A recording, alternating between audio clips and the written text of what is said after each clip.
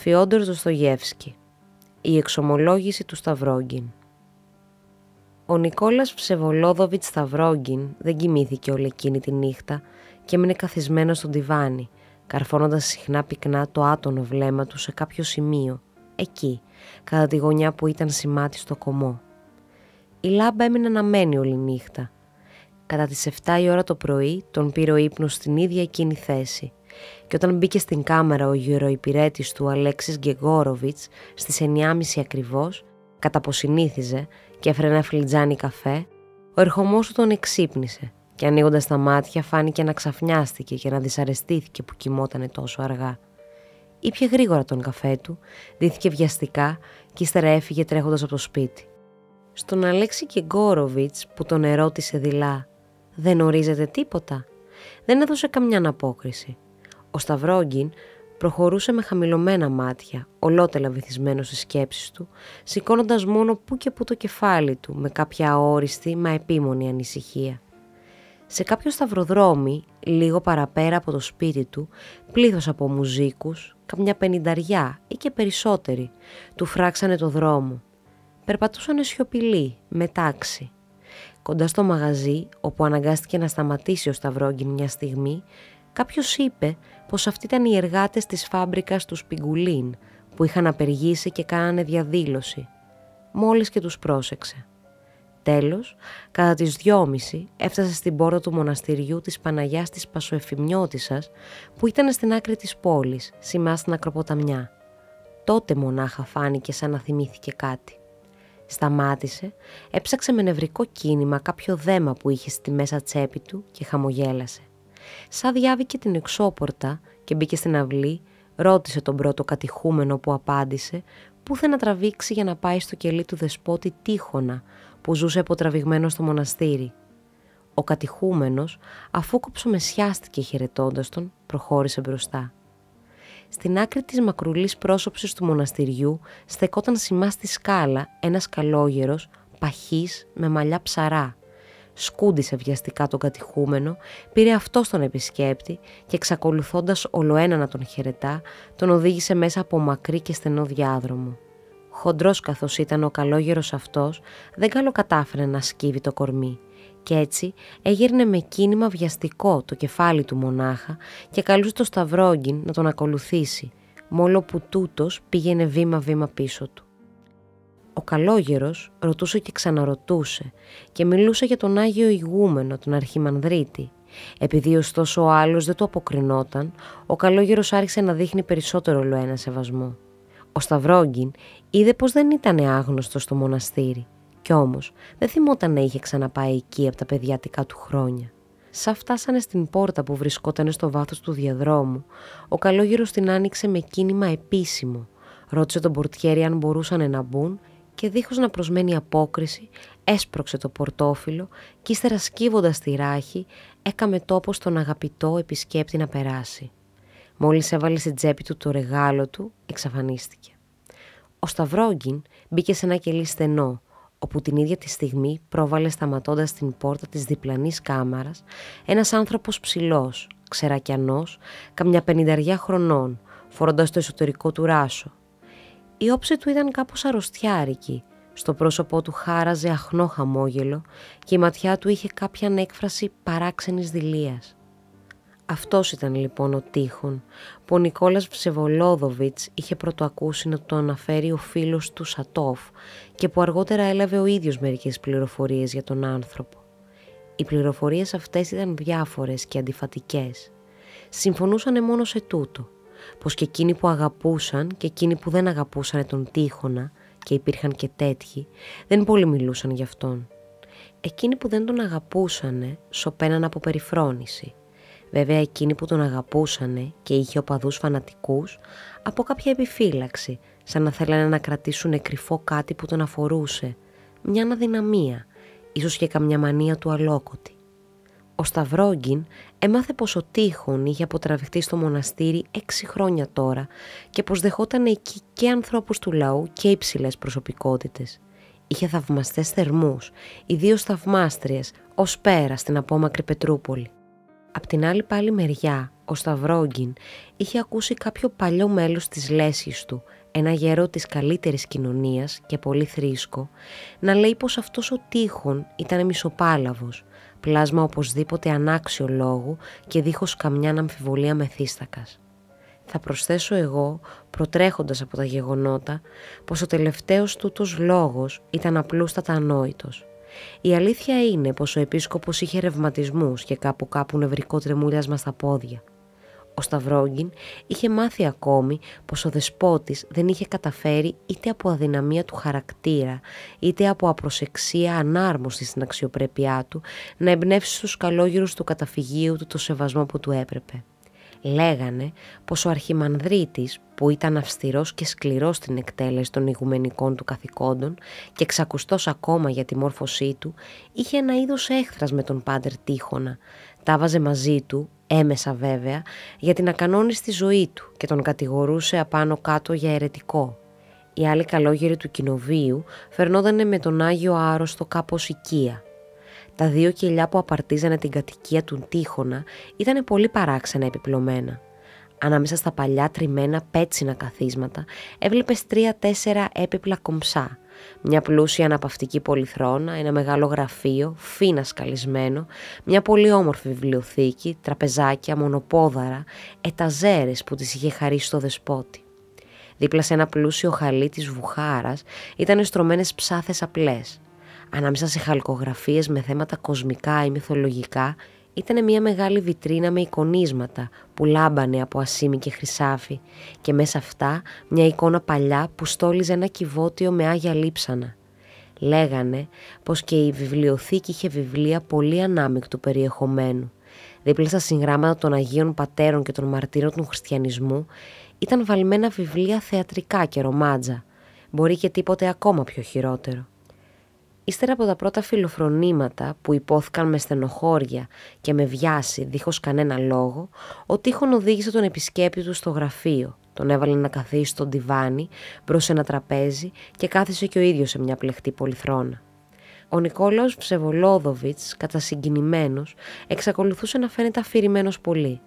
Έκανε την εντύπωση ανθρώπου αποφασισμένου να εκτελέσει κάποια πράξη εξαιρετική, αναπόφευκτη, αλλά που του φαινότανε του ίδιου πως δεν μπορούσε να εκτελεστεί. Πρόσεξε αρκετή ώρα το κελί που χρησίμευε για γραφείο, χωρίς να διακρίνει όμως τίποτα. Συλλογιζότανε ωστόσο, δεν ήξερε καλά και ο ίδιος τι συλλογιζότανε. Η σιωπή τον έφερε στα λογικά του και του φάνηκε άξαφνα πως ο Τείχων χαμήλωνε τα μάτια ντροπαλά και μάλιστα πως χαμογελούσε ελαφρά και ακέραια. Ένιωσε αμέσως αηδία και η επανάσταση μέσα του θέλησε να σηκωθεί να φύγει, επειδή του φάνηκε κιόλας πως ο Τείχων ήταν πιωμένος. Άξαφνα όμως, εκείνος σήκωσε τα βλέφαρα και κάρφωσε πάνω του μια ματιά τόσο στέρεη, τόσο γεμάτη σκέψεις, με κάποια έκφραση τόσο αναπάντεχη και ενιγματική, που ο Σταυρόγγιν τάχασε. Του φάνηκε πως ο Τείχων είχε μαντέψει κιόλας για ποιο σκοπό ήρθε, μόλο που κανείς άνθρωπος στον κόσμο δεν μπορούσε να το ξέρει. Και αν δεν μιλούσε πρώτος, ήτανε γιατί τον ελιπότανε και φοβότανε μην τον ταπεινώσει. «Με ξέρετε?» ρώτησε έξαφνα ο Σταυρόγγιν. «Σας συστήθηκα σαν μπήκα μέσα. Είμαι πολύ αφηρημένος». «Δεν συστηθήκατε. Είχα όμως την ευχαρίστηση να σας συναντήσω κάποτε. Τώρα και 4 χρόνια πάνω κάτω εδώ, στο μοναστήρι, κατά τύχη». Ο Τείχων μιλούσε αργά, με φωνή ανάλαχτη και γλυκιά, προφέροντας καθαρά τις λέξεις. «Ήρθα εγώ τώρα και 4 χρόνια στο μοναστήρι τούτο?» ρώτησε με ύφος κάπως πρόστιχο ο Νικόλας Ψεβολόδοβιτς. «Εδώ εγώ έχω έρθει πολύ μικρός μόνο, όταν εσείς δεν μένατε στη Μονή». «Μπορεί να το ξεχάσατε», είπε ο Τείχων χωρίς να επιμείνει πολύ. «Όχι, δεν έχω ξεχάσει τίποτα και θα ήταν αλήθεια και απ' τα αλήθεια κωμικό να μην το θυμόμουν», επέμενε ο Σταυρόγγιν έντονα. «Ίσως να έχετε μονάχα ακούσει τίποτα για μένα, να σχηματίσετε μια κάποια ιδέα μέσα σας και ύστερα να σας φάνηκε πως με είχατε ειδωμένον». Ο Τείχων δεν αποκρίθηκε. Τη στιγμή εκείνη, ο Σταυρόγγιν πρόσεχε πως μικροί σπασμοί εσούφρωναν κάπου το πρόσωπό του, φανερώνοντας κάποια χρόνια νευρική αρρώστια. «Βλέπω πως είστε λιγουλάκι αδιάθετο σήμερα. Θα ήταν καλύτερα να πηγαίνω». Και μάλιστα σηκώθηκε από τη θέση του. Είναι αλήθεια πως από χθες νιώθω δυνατούς πόνους στα πόδια και κοιμήθηκα άσχημα την περασμένη νύχτα. Ο Τείχων δεν απόσωσε το λόγο του. Ο ξένος του ξανά πέσε άξαφνα στο αόριστο ονειροπόλημα που είχε και πριν.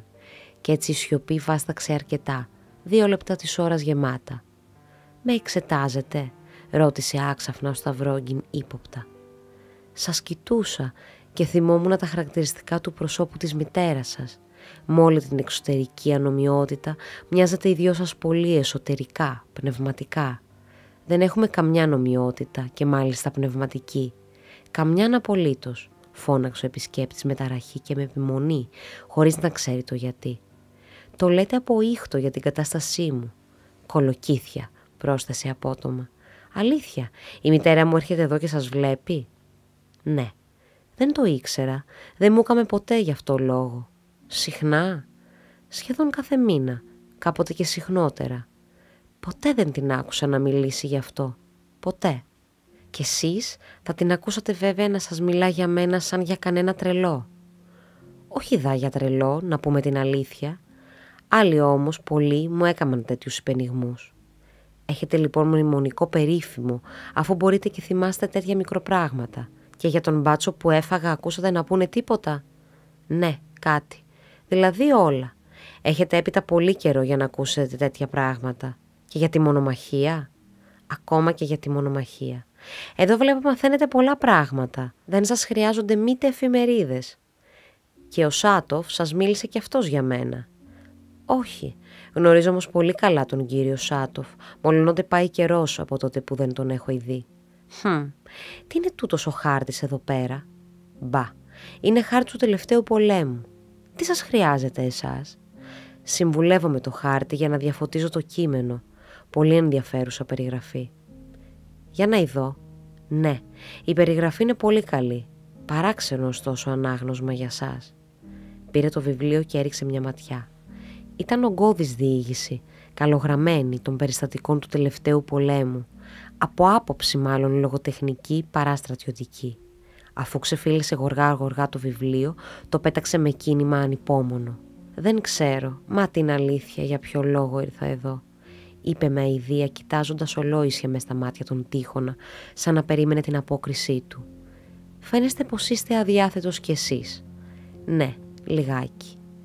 Και άρχισε αμέσως να διηγείται με φράσεις σύντομες, απότομες, πως ιδίως τη νύχτα του φαινότανε πως βλέπει φαντάσματα, πως κάπου έβλεπε ή ένιωθε δίπλα του κάποιο όν κακό, χλευαστικό και πονηρό, κάποιο όν αλόκοτο, με πολλές όψεις και με διάφορους χαρακτήρες, μόνο που είναι ένα και που το ίδιο πρόσωπο που με κάνει πάντα να φρενιάζω.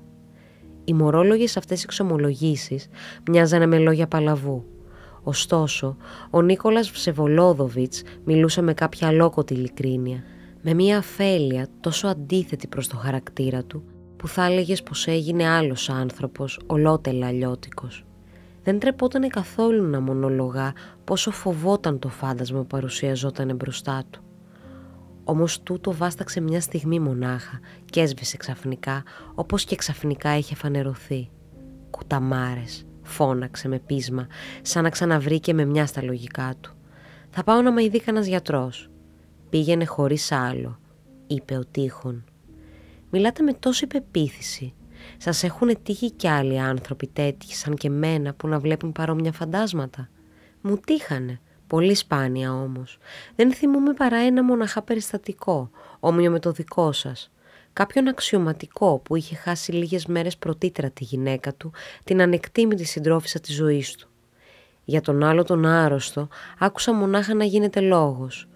Και οι δυο τους κάνανε συστηματική θεραπεία και γιατρευτήκανε στο εξωτερικό. Εσείς όμως βασανίζεστε με αυτόν τον τρόπο πολύ καιρό?» «Τώρα και 1 χρόνο πάνω κάτω». «Μα δεν βαριέστε, θα πάω σε κανένα γιατρό. Με ένα λόγο βλακίες. Είναι ο ίδιος ο εαυτός μου σε διάφορες μορφές, τίποτα άλλο». «Μα αφού μίλησα τώρα με τέτοιον τρόπο, εσείς σίγουρα θα βάλετε με το νου σας πως αμφιβάλλω, πως δεν είμαι σίγουρος αν εγώ είμαι ο εαυτός μου και όχι κανένας διάολος». Ο Τείχων τον εκοίταξε με ερωτηματικό ύφος. «Ώστε λοιπόν το βλέπετε το φάντασμα αληθινά?» ρώτησε. Θέλω να πω, έξω και από κάθε αμφιβολία, πως η παράκρουσή σας είναι κατάσταση αρρώστιας. Βλέπετε πραγματικά κανένα στοιχείο. Μου φαίνεται πολύ παράξενο να σας βλέπω να επιμένετε, αφού σας είπα πως το βλέπω. Ο Σταυρόγκιν θύμωσε και πάλι και ο θυμός του μεγάλωνε σε κάθε λέξη. Ξανάπε. Φυσικά το βλέπω, όπως σας βλέπω τώρα εσάς. Κάποτε το βλέπω δίχως να είμαι σίγουρος πως το βλέπω, μόνο που ξέρω πως είναι πραγματικό. Είμαι εγώ ο ίδιος ή είναι εκείνος. Με ένα λόγο βλακίες. Και γιατί να μην υποθέσετε πως μπορεί να είναι και αυτός ο διάβολος με σάρκα και οστά. Μια τέτοια υπόθεση θα ήταν πιότερο σύμφωνη με το επάγγελμά σας, πρόσθεσε παίρνοντας απότομα χλευαστικό ύφος. Μου φαίνεται μάλλον πως είναι αρρώστια. Ωστόσο, τι ωστόσο? Υπάρχουν χωρίς άλλο δαίμονες, μα τα πράγματα αυτά τα παίρνει καθένας όπως θέλει. Βλέπω πως χαμηλώσατε και πάλι τα μάτια, γιατί τραπήκατε για λογαριασμό μου. Έπειτα πιστεύω στο διάβολο. Κι όμως, με το πρόσχημα πως δεν το πιστεύω, σας έβαλα το δόλιο ερώτημα. Υπάρχει διάβολος ή δεν υπάρχει? Είπε ο Σταυρόγκιν με θυμό και με χλέβη. Ο Τείχων χαμογέλασε ελαφρά και αόριστα. Ο άλλος εξακολούθησε. Και έπειτα δεν πάει καθόλου να χαμηλώνετε εσείς τα μάτια. Αυτό δείχνει προσποίηση. Ένα πράγμα γελίο και αφύσικο. Για να αντισταθμίσω τον πρόστιχο τρόπο που σας μιλώ, θα σας πω πολύ σοβαρά και αυθεδέστατα. Πιστεύω στο διάβολο.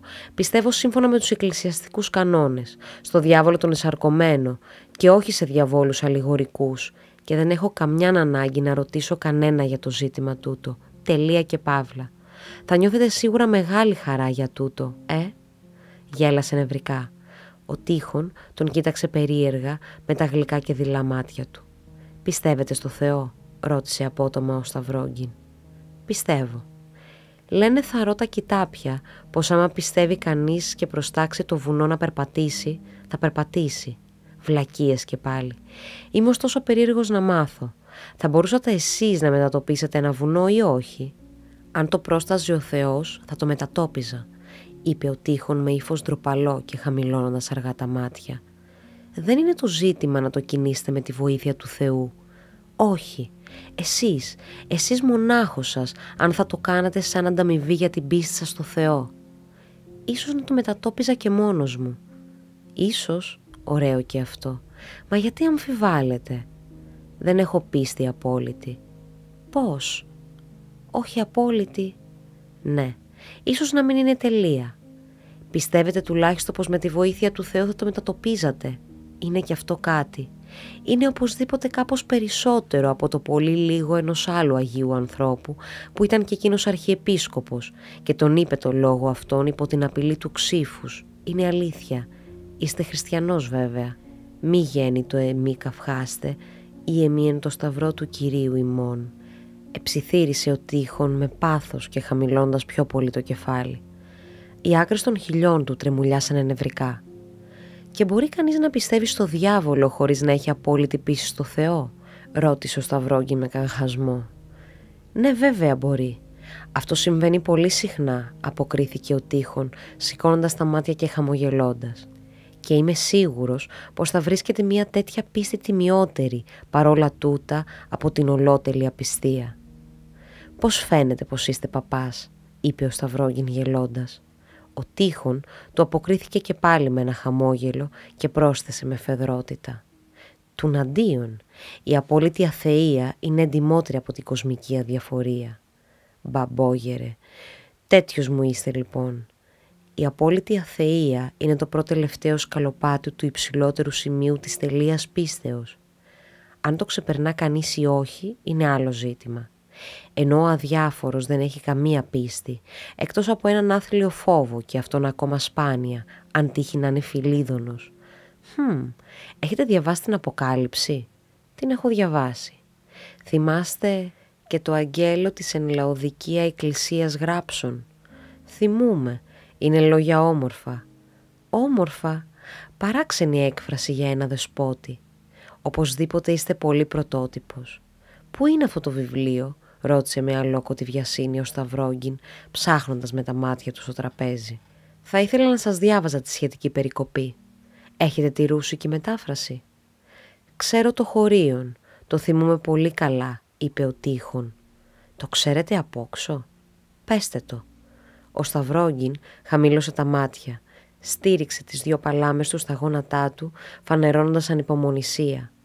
Ο Τείχων απάγγειλε χωρίς να παραλείψει ούτε μία λέξη. «Και το αγγέλο της εν Λαοδικία εκκλησίας γράψον.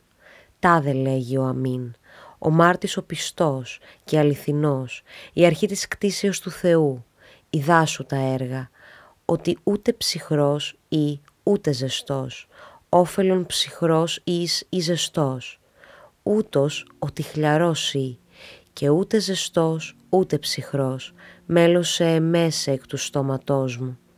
Ότι λέγεις ότι πλούσιος ημί και πεπλούτικα και ουδέν χρίαν έχω, και ουκ είδας ότι σύ ή ο ταλέπορος και λεϊνός και πτωχός και τυφλός και γυμνός. Φτάνει, διέκοψε ο Σταυρόγγιν. Αυτά λέγονται για εκείνους που στέκουν στη μέση, για τους αδιάφορους, δεν είναι έτσι? Ξέρετε, σας αγαπώ πολύ. «Κι εγώ εσάς», αποκρίθηκε ο Τείχων με μισόσβηστη φωνή. Ο Σταυρόγγιν σώπασε και βυθίστηκε και πάλι στη συλλογή του. Αυτό το έπαθε για 3η φορά, σαν να τον έπιασε κρίση. Το ίδιο και στον Τείχονα είχε πει. «Σας αγαπώ», μέσα σε κρίση, με κάποιον τρόπο οπωσδήποτε απροσδόκητο και για τον ίδιο. Πέρασε ένα λεπτό της ώρας. «Μη θυμώνετε», ψιθύρισε ο Τείχων, αγγίζοντας δειλά με το δάχτυλο τον αγκώνα του Σταυρόγγιν. Ο άλλος ανατρίχιασε και σούφρωσε με οργή τα φρύδια. «Πώς το μαντέψατε πως ήμουν θυμωμένος?» ρώτησε απότομα. Ο Τείχων θέλησε να αποκριθεί, αλλά ο Σταυρόγγιν εξακολούθησε με παράλογη ανησυχία. «Γιατί υποθέσατε πως έπρεπε χωρίς άλλο να θυμώσω?» «Ναι, ήμουν έξω φρενών, έχετε δίκιο. Και ίσια ίσια επειδή είπα «σας αγαπώ». Έχετε δίκιο, είστε όμως κοινικός. Έχετε πολύ ταπεινή ιδέα για την ανθρώπινη φύση. Θα μπορούσα να μην θύμωνα αν ήμουν άλλος άνθρωπος. Έπειτα δεν πρόκειται για τον άνθρωπο γενικά, αλλά για μένα. Και εσείς, όσο να είναι, είστε πολύ πρωτότυπος. Είστε άρρωστος». Θύμωνε ολοένα και περισσότερο, και πράγμα παράξενο, δεν στενοχωριότανε πια να μεταχειρίζεται τα λόγια που ήθελε. «Ακούστε, δεν μ' αρέσουν οι σπιούνοι και οι ψυχολόγοι. Δεν προσκάλεσα κανέναν να μπει μέσα μου. Δεν έχω από κανέναν ανάγκη. Ξέρω να οδηγούμε μοναχός μου. Θα νομίζετε ίσως πως σας φοβάμαι?» ρώτησε δυναμώνοντας τη φωνή και ανασηκώνοντας το κεφάλι με προκλητικό ύφος. «Είστε ολότελα σίγουρος πως ήρθα να σας αποκαλύψω τρομερό μυστικό και το περιμένετε με περιέργεια καλογερική, όπως το συνηθίζετε όλοι σας? Μάθατε λοιπόν πως δεν θα σας αποκαλύψω τίποτα, κανένα μυστικό, γιατί δεν σας έχω καθόλου ανάγκη». Ο Τείχων τον κοίταξε με βλέμμα στερεό και είπε: «Ξαφνιαστήκατε με το γεγονός ότι ο αμνός προτιμά τους ψυχρούς και τους χλιαρούς και δεν θέλετε να είστε μοναχά χλιαρός.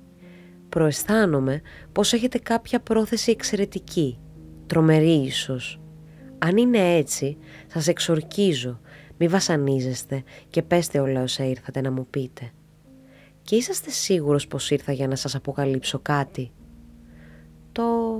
Το είχα μαντέψει από την όψη σας», εψιθύρισε ο Τείχων, χαμηλώνοντας τα μάτια. Ο Σταυρόγγιν οχρίασε ελαφρά, τα χέρια του έτρεμαν. Για λίγα δευτερόλεπτα κάρφωσε σιωπηλά το βλέμμα του στον Τείχονα, σαν να έπαιρνε κάποια απόφαση. Έβγαλε τέλος από τη μέσα τσέπη της ρεντικότας του κάτι φύλλα τυπωμένα και τα απόθεσε στο τραπέζι. «Ιδού κάτι φύλλα που είναι προορισμένα να κυκλοφορήσουν», είπε με φωνή μισοκομμένη. «Αν τα φύλλα τούτα διαβαστούν και από ένα μονάχα άνθρωπο, δεν υπάρχει λόγος πια να τα κρατήσω μυστικά και θα μπορούσαν να τα διαβάσουν όλοι. Αυτή είναι η απόφασή μου. Δεν σας έχω καθόλου ανάγκη εσάς, γιατί τα έχω όλα αποφασισμένα. Διαβάστε όμως, μη μου πείτε τίποτα όσο τα διαβάζετε. Άμα τα τελειώσετε, μου τα λέτε όλα». «Πρέπει να τα διαβάσω αλήθεια?» ρώτησε ο Τείχων με δισταγμό. «Διαβάστε. Το έχω πάρει απόφαση από καιρό». «Δεν μπορώ να διαβάσω χωρίς τα γυαλιά μου. Τα ψηφία είναι πολύ μικρά. Η εκτύπωση θα γίνει στο εξωτερικό». «Να τα γυαλιά σας», είπε ο Σταυρόγγιν, δίνοντάς του τα ματόγυαλα που είχε βρει στο τραπέζι απάνω, και έγειρε προς τα πίσω για να κουμπίσει στη ράχη του ντιβανιού. Ο Τίχων βυθίστηκε στην ανάγνωση. Ο τύπος των φίλων εκείνων φανέρωνε αληθινά πως είχαν τυπωθεί στο εξωτερικό. Ήταν 3 κόλλες κοινού χαρτιού επιστολής σε σχήμα φυλαδίου. Θα είχε στοιχειοθετηθεί φυσικά σε κανένα ρούσικο τυπογραφείο του εξωτερικού, γιατί τα φύλλα μοιάζανε σαν προκήρυξη. Ο τίτλος έλεγε «Από μέρος του Σταυρόγκιν». Αντιγράφω κατά λέξη το έγγραφο τούτο στο διήγημά μου. Φρόντισα ωστόσο να διορθώσω τα ορθογραφικά λάθη, που ήταν πάρα πολλά, τόσο που με ξάφνιασαν, γιατί αυτός που τα έγραψε ήταν μ' όλα τούτα, άνθρωπος μορφωμένος και διαβασμένος μάλιστα πολύ. Δεν πείραξα όμως καθόλου το ύφος, κι ας είχε και σολικισμούς ακόμη και ασάφειες. Είναι οπωσδήποτε φανερό πως αυτός που τα έγραψε δεν ήταν συγγραφέας. Θα προσθέσω ακόμα μία παρατήρηση μόλο που προτρέχω από τη διήγηση. Το έγγραφο αυτό είναι κατά την ιδέα μου προϊόν ανθρώπου που όταν έγραφε βρισκόταν σε κρίση. Το έργο του είναι δημιούργημα του δαιμονίου που τον κατήχε. Το συναίσθημα που τον έσπρωξε να γράψει το έγγραφο αυτό είναι απαράλλαχτο σαν και εκείνο που νιώθει ένας άρρωστος που υποφέρει από πόνους δυνατούς και που στροφογυρίζει στο κρεβάτι του για να ξαπλωθεί με τρόπο τέτοιο που να νιώσει κάποιο ξαλάφρωμα ή αν όχι ξαλάφρωμα κάποια μεταβολή του πόνου. Και άμα το πετύχει δεν συλλογιέται βέβαια πια αν είναι όμορφη ή αν είναι καλή η θέση που πήρε. Η κυρίαρχη σκέψη του εγγράφου αυτού συνίσταται στην τρομακτική ανάγκη της τιμωρίας του σταυρώματος, του βασανισμού μπροστά σε κόσμο. Από την άλλη πάλι τη μεριά, ολόκληρο το έγγραφο είναι ταυτόχρονα έργο στασιαστού, ανθρώπου απελπισμένου, μόλο που φαίνεται πως γράφτηκε για άλλο σκοπό. Ο συγγραφέας δηλώνει πως δεν μπόρεσε να μην γράψει, πως ήταν αναγκασμένος να γράψει και αυτό φαίνεται λογικό. Θα ήθελε σίγουρα να παρέλθει από αυτού το ποτήριον τούτο, αλλά κάτι τον έδαινε με αυτό, τον έδαινε πραγματικά και έτσι άρπαξε την ευκαιρία καινούριας μανίας, σωστής επανάστασης. Ναι, ο άρρωστος αναταράζεται στο κρεβάτι του και πολεμά να αναπληρώσει έναν πόνο με έναν άλλο πόνο.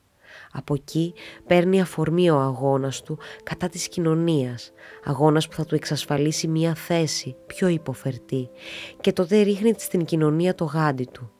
Το γεγονός και μόνο της συντάξεως παρόμοιου εγγράφου είναι πρόκληση κατά της κοινωνίας απροσδόκητη και ασυγχώρητη. Διακρίνεις μέσα σε αυτό μία δίψα, μία πρόκληση ενός οποιοδήποτε αντιπάλου. Μπορεί ακόμα να υποτεθεί πως τα φύλλα αυτά, τα προορισμένα για το φως της δημοσιότητος, είναι πράξη προσβλητική, ιδιόρυθμη. Οπωσδήποτε δεν μπορεί κανείς να υποστηρίξει πως με όλα ταύτα το έγγραφο είναι πλαστό, πως με άλλα λόγια όλα όσα λέγονται εκεί μέσα είναι απαρχής ως το τέλος παραμύθι. Δίχως άλλο, η αλήθεια πρέπει να ζητηθεί ανάμεσα και στα δύο άκρα. Μαθαρώ πως πάρα πολύ έχω προκρίνει τα πράγματα και πως το σίγουρο είναι να ξαναγυρίσουμε στο έγγραφο το ίδιο. Ιδού τι διάβασε ο Τίχων. Από μέρος του Σταυρόγκιν. Εγώ, ο Νικολάς Σταυρόγκιν, απόστρατος αξιωματικός, έζησα στην Πετρούπολη το 1860, περνώντας άσο τη ζωή, χωρίς να βρω σε αυτήν καμιά ευχαρίστηση. Για κάμποσον καιρών κρατούσα εκεί 3 κατοικίες.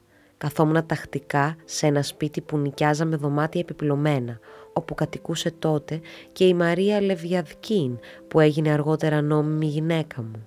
Τις άλλες τις κατοικίες τις είχα νοικιασμένες για βρωμοδουλειές.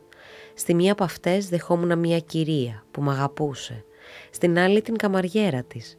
Για κάμποσο καιρό με παρακινούσε η όρεξη να κάμω να απαντηθούμε στο σπίτι μου η κυρία και το κορίτσι. Επειδή ήξερα τους χαρακτήρες τους, λογάριαζα πως θα γελούσα κάπως με το ηλίθιο αυτό χωρατό.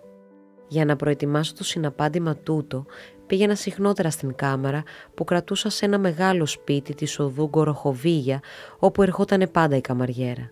Η κάμαρά μου ήταν στο 4ο πάτωμα μέσα σε μια κατοικία φτωχονοικοκυρέων της Πετρούπολης.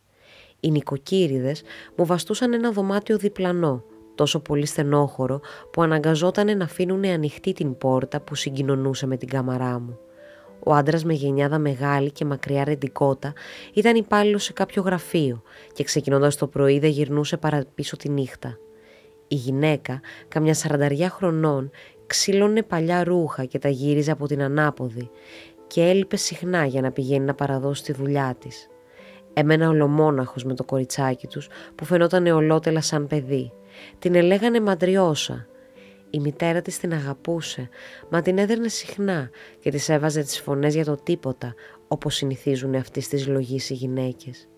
Η μικρούλα με υπηρετούσε και συγύριζε την κάμαρά μου. Δηλώνω πως έχω ξεχάσει τον αριθμό του σπιτιού. Ζήτησα πληροφορίες και εκείνο που ξέρω σήμερα είναι μονάχα πως το παλιό αυτό ακίνητο τον γκρεμίσανε και πως στη θέση του, όπως και στη θέση 2 άλλων ακόμη παλιών σπιτιών, χτίστηκε τώρα ένα μεγάλο σπίτι καινούριο. Ξέχασα ακόμη και το όνομα των φτωχονοικοκυρέων εκείνων. Μπορεί να μην το ήξερα ποτέ μου. Θυμούμαι ωστόσο πως τη γυναίκα την ελέγανε Στεπανίδα. Το όνομα του αντρός δεν το θυμούμαι. Μήτε ξέρω τι απογίνανε και οι δυο τους. Φαντάζομαι πως αν ψάξει κανείς και αν ζητήσει πληροφορίες στην αστυνομία της πρωτεύουσας θα μπορούσε να ξαναβρει τα χνάρια τους.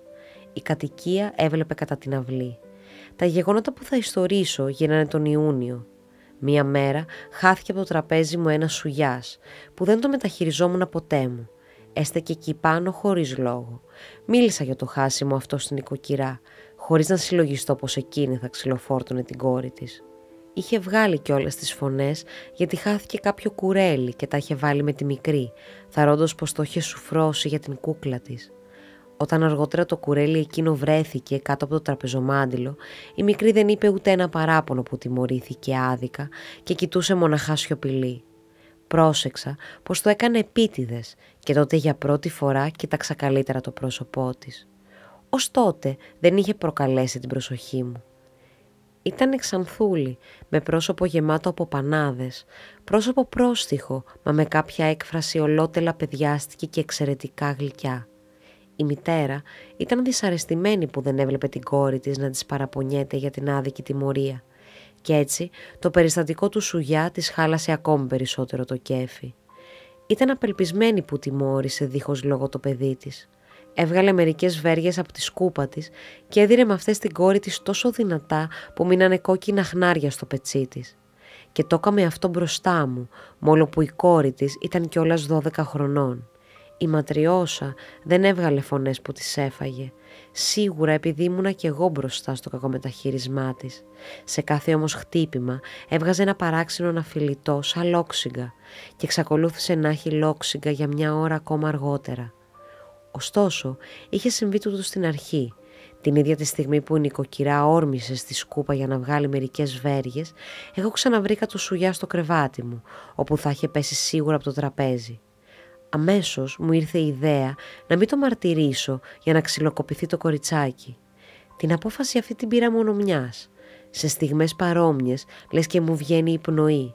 Μα είμαι αποφασισμένος να τα ιστορίσω όλα καθαρά και εξάστερα για να μην μείνει τίποτα κρυφό.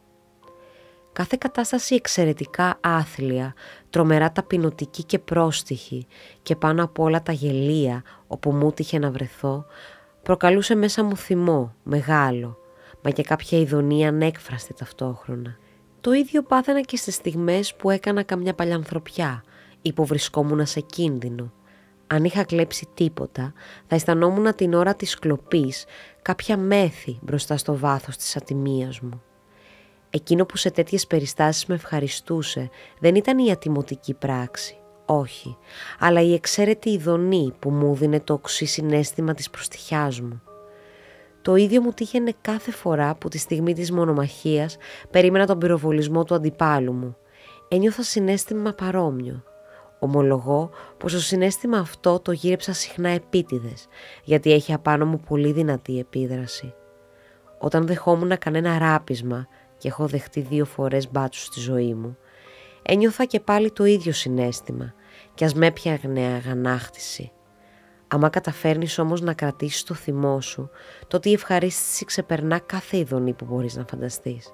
Ποτέ μου δεν μίλησα σε κανέναν. Φυλάχτηκα μάλιστα να μην κάνω ποτέ μήτε το παραμικρότερο υπενιγμό για αυτή μου την αθλιότητα. Την έκρυψα πάντα σαν ντροπή μου. Όταν με χτυπήσανε κάποτε και με σύραν από τα μαλλιά σε μια ταβέρνα της Πετρούπολης, δεν ένιωσα το συναίσθημα αυτό της ντροπής, αλλά μονάχα φοβερό θυμό, μόλο που δεν ήμουνα μεθυσμένος.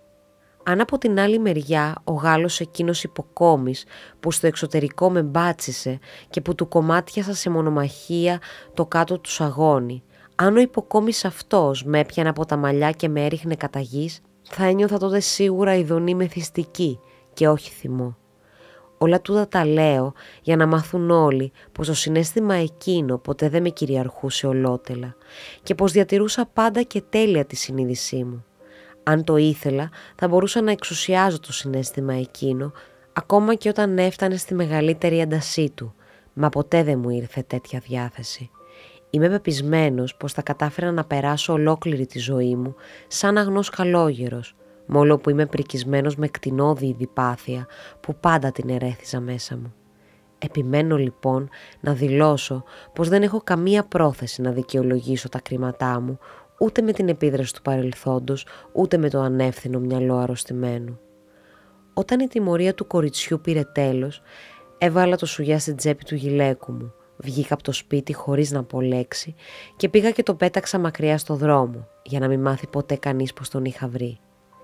Ένιωσα αμέσως πως αυτό που έκαμα ήταν παλιανθρωπιά και μόλο τούτο αισθάνθηκα κάποια ευχαρίστηση, γιατί ένα συναίσθημα ακαθόριστο με φλόγισε σαν πυρωμένο σίδερο και έκανα γούστο. Περίμενα έπειτα 2 μέρες. Η μικρή, αφού έκλαψε, έγινε ακόμα περισσότερο σιωπηλή. Είμαι σίγουρος πως δεν μου κρατούσε καθόλου κακία, ένιωθε όμως ντροπή που τιμωρήθηκε με τέτοιο τρόπο μπροστά μου. Ωστόσο, σαν υπάκουο παιδί που ήτανε, τα βάζε μοναχά με τον εαυτό της για τον ντροπιασμά της αυτό. Το σημειώνω τούτο επειδή έχει σημασία για ό,τι θα διηγηθώ παρακάτω. Πέρασα τις 2-3 αυτές ημέρες στην κυριότερη κατοικία μου. Ένα σωρό άνθρωποι καθόταν στο σπίτι εκείνο που νίκιαζε επιπλωμένα δωμάτια. Υπάλληλοι χωρίς θέση ή υπάλληλοι κατώτεροι, γιατροί δίχως πελατεία, κάθε λογής Πολωνοί που μαζεύονταν όλοι γύρω μου. Ζούσα μέσα σε εκείνη τη χάβρα σαν ερημίτης, δηλαδή απομονωμένος μέσα στο μυαλό μου, τριγυρισμένος όλη μέρα από τσούρμο ολάκερο συντρόφων, πολύ αφοσιωμένων σε μένα και που με λατρεύαν σχεδόν για το χατήρι του πουγγιού μου. Θαρώ πως κάμαμε όλοι μαζί πολλές μπερπατιές, με τρόπο που άλλοι νικάριδες μας φοβόντανε. Δηλαδή μας έδειχναν σεβασμό και ας κάναμε κακοήθειες πάρα πολύ τολμηρές κάπου κάπου. Λιγουλάκι ακόμα και τραβούσαμε το σκοινί, θα έπρεπε να ετοιμάζουμε για κανένα ταξιδάκι αναψυχής ως τη Σιβηρία. Βαριεστούσα σε τέτοιο σημείο που θα μπορούσα να πάω να κρεμαστώ και αν δεν κρεμάστηκα είναι γιατί περίμενα πάντα πως θα γίνει κάτι, όπως αυτό το κάτι το περίμενα και σε όλη μου τη ζωή.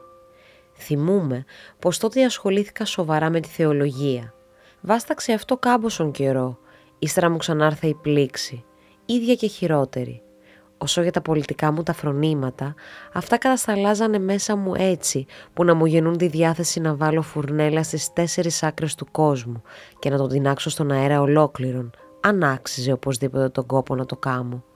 Και τούτο όχι από καμιά ιδιαίτερη κακία, αλλά μονάχα από πλήξη. Δεν είμαι καθόλου σοσιαλιστής. Θαρώ πως όλη μου αυτή η διάθεση ήταν αρρώστια. Ο γιατρός Δουμπρολιούβοφ που καθόταν στο σπίτι εκείνο με τη φαμέλια του, μου αποκρίθηκε μια μέρα όταν τον ερώτησα στα χωρατά αν υπάρχει κανένα φάρμακο που να μπορεί να διεγείρει πολιτικές αρετές. Για να διεγείρει πολιτικές αρετές ίσως να μην υπάρχει κανένα, μα θα μπορούσε να βρεθεί φάρμακο που να διεγείρει τάσεις προς εγκλήματα. Ευχαριστήθηκα πάρα πολύ με το αστείο του. Μόλο που ήταν φτωχός και είχε πάνω στο κεφάλι του γυναίκα έγκυο και 2 κοριτσάκια ψόφια από την πείνα. Η αλήθεια είναι πως αν δεν ήταν οι άνθρωποι υπερβολικά ευχαριστημένοι με τον εαυτό τους, δεν θα καταφέρανε ποτέ να ζήσουν.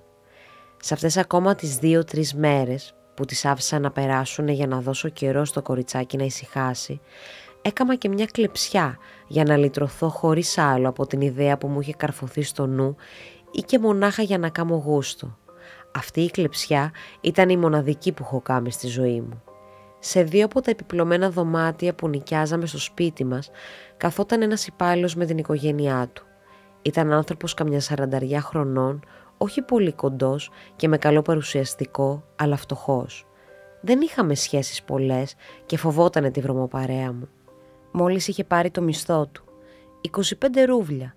Είχα πραγματικά ανάγκη από παράδες στη στιγμή εκείνη. μόλο που θα έπαιρνε σίγουρα χρήματα σε 3 μέρες με το ταχυδρομείο. Έτσι που μπορεί να πιστέψει κανείς πως έκλεψα από ανάγκη και όχι για να κάμω γούστο. Η κλεψιά μου έγινε με θρασίτητα και σαν να πούμε στα φανερά. Μπήκα στην κάμαρα του υπαλλήλου τη στιγμή που έτρωγε με τη γυναίκα και τα παιδιά του στο άλλο το δωμάτιο. Δίπλα στην πόρτα της εισόδου ήταν απειθωμένη σε μια καρέκλα η ρεντικότα του υπαλλήλου, η στολή του. Η σκέψη εκείνη μου καρφώθηκε άξαφνα στο μυαλό καθώς περνούσα στο διάδρομο. Έχωσα το χέρι μου στην από μέσα τσέπη της ρεντικότας και έβγαλα από εκεί το πορτοφόλι.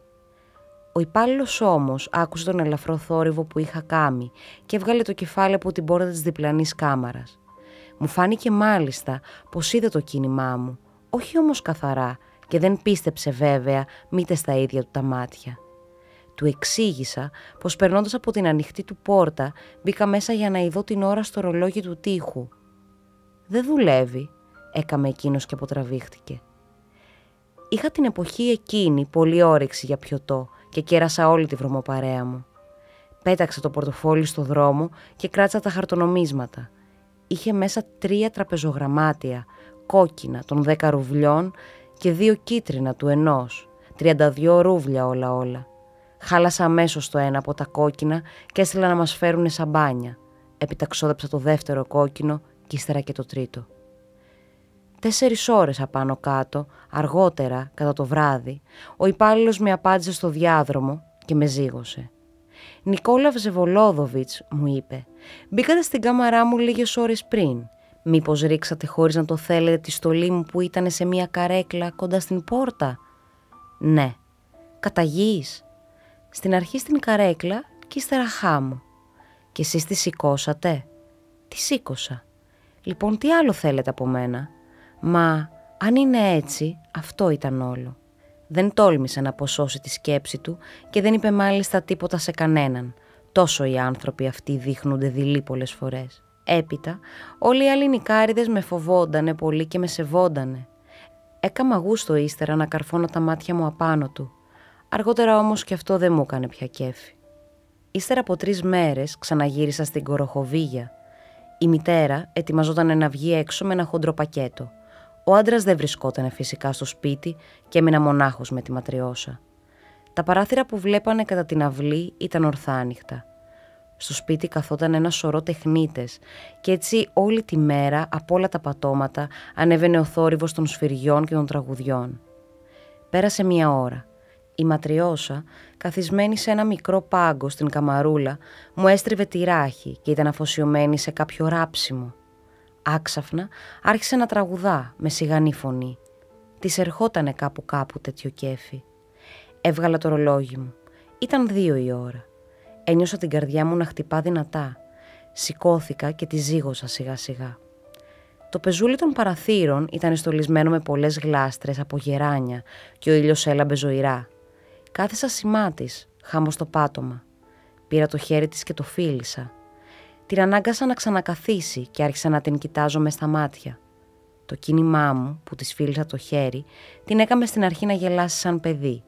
Για ένα όμως δευτερόλεπτο μονάχα, γιατί ξανασηκώθηκε απάνω με ένα πήδημα και τόσο τρομαγμένη του τη φορά που το πρόσωπό της ζάρωσε σπασμωδικά. Με κοίταζε με μάτια ακίνητα, γεμάτα τρομάρα και τα χείλια της σου φρώσανε σαν να ήθελε να κλάψει. Δεν φώναξε όμως. Φίλησα και πάλι το χέρι της και την πήρα στα γόνατά μου. Τότε αποτραβήχτηκε. Ύστερα χαμογέλασε σαν να ντρεπότανε, μα με χαμόγελο βιασμένο.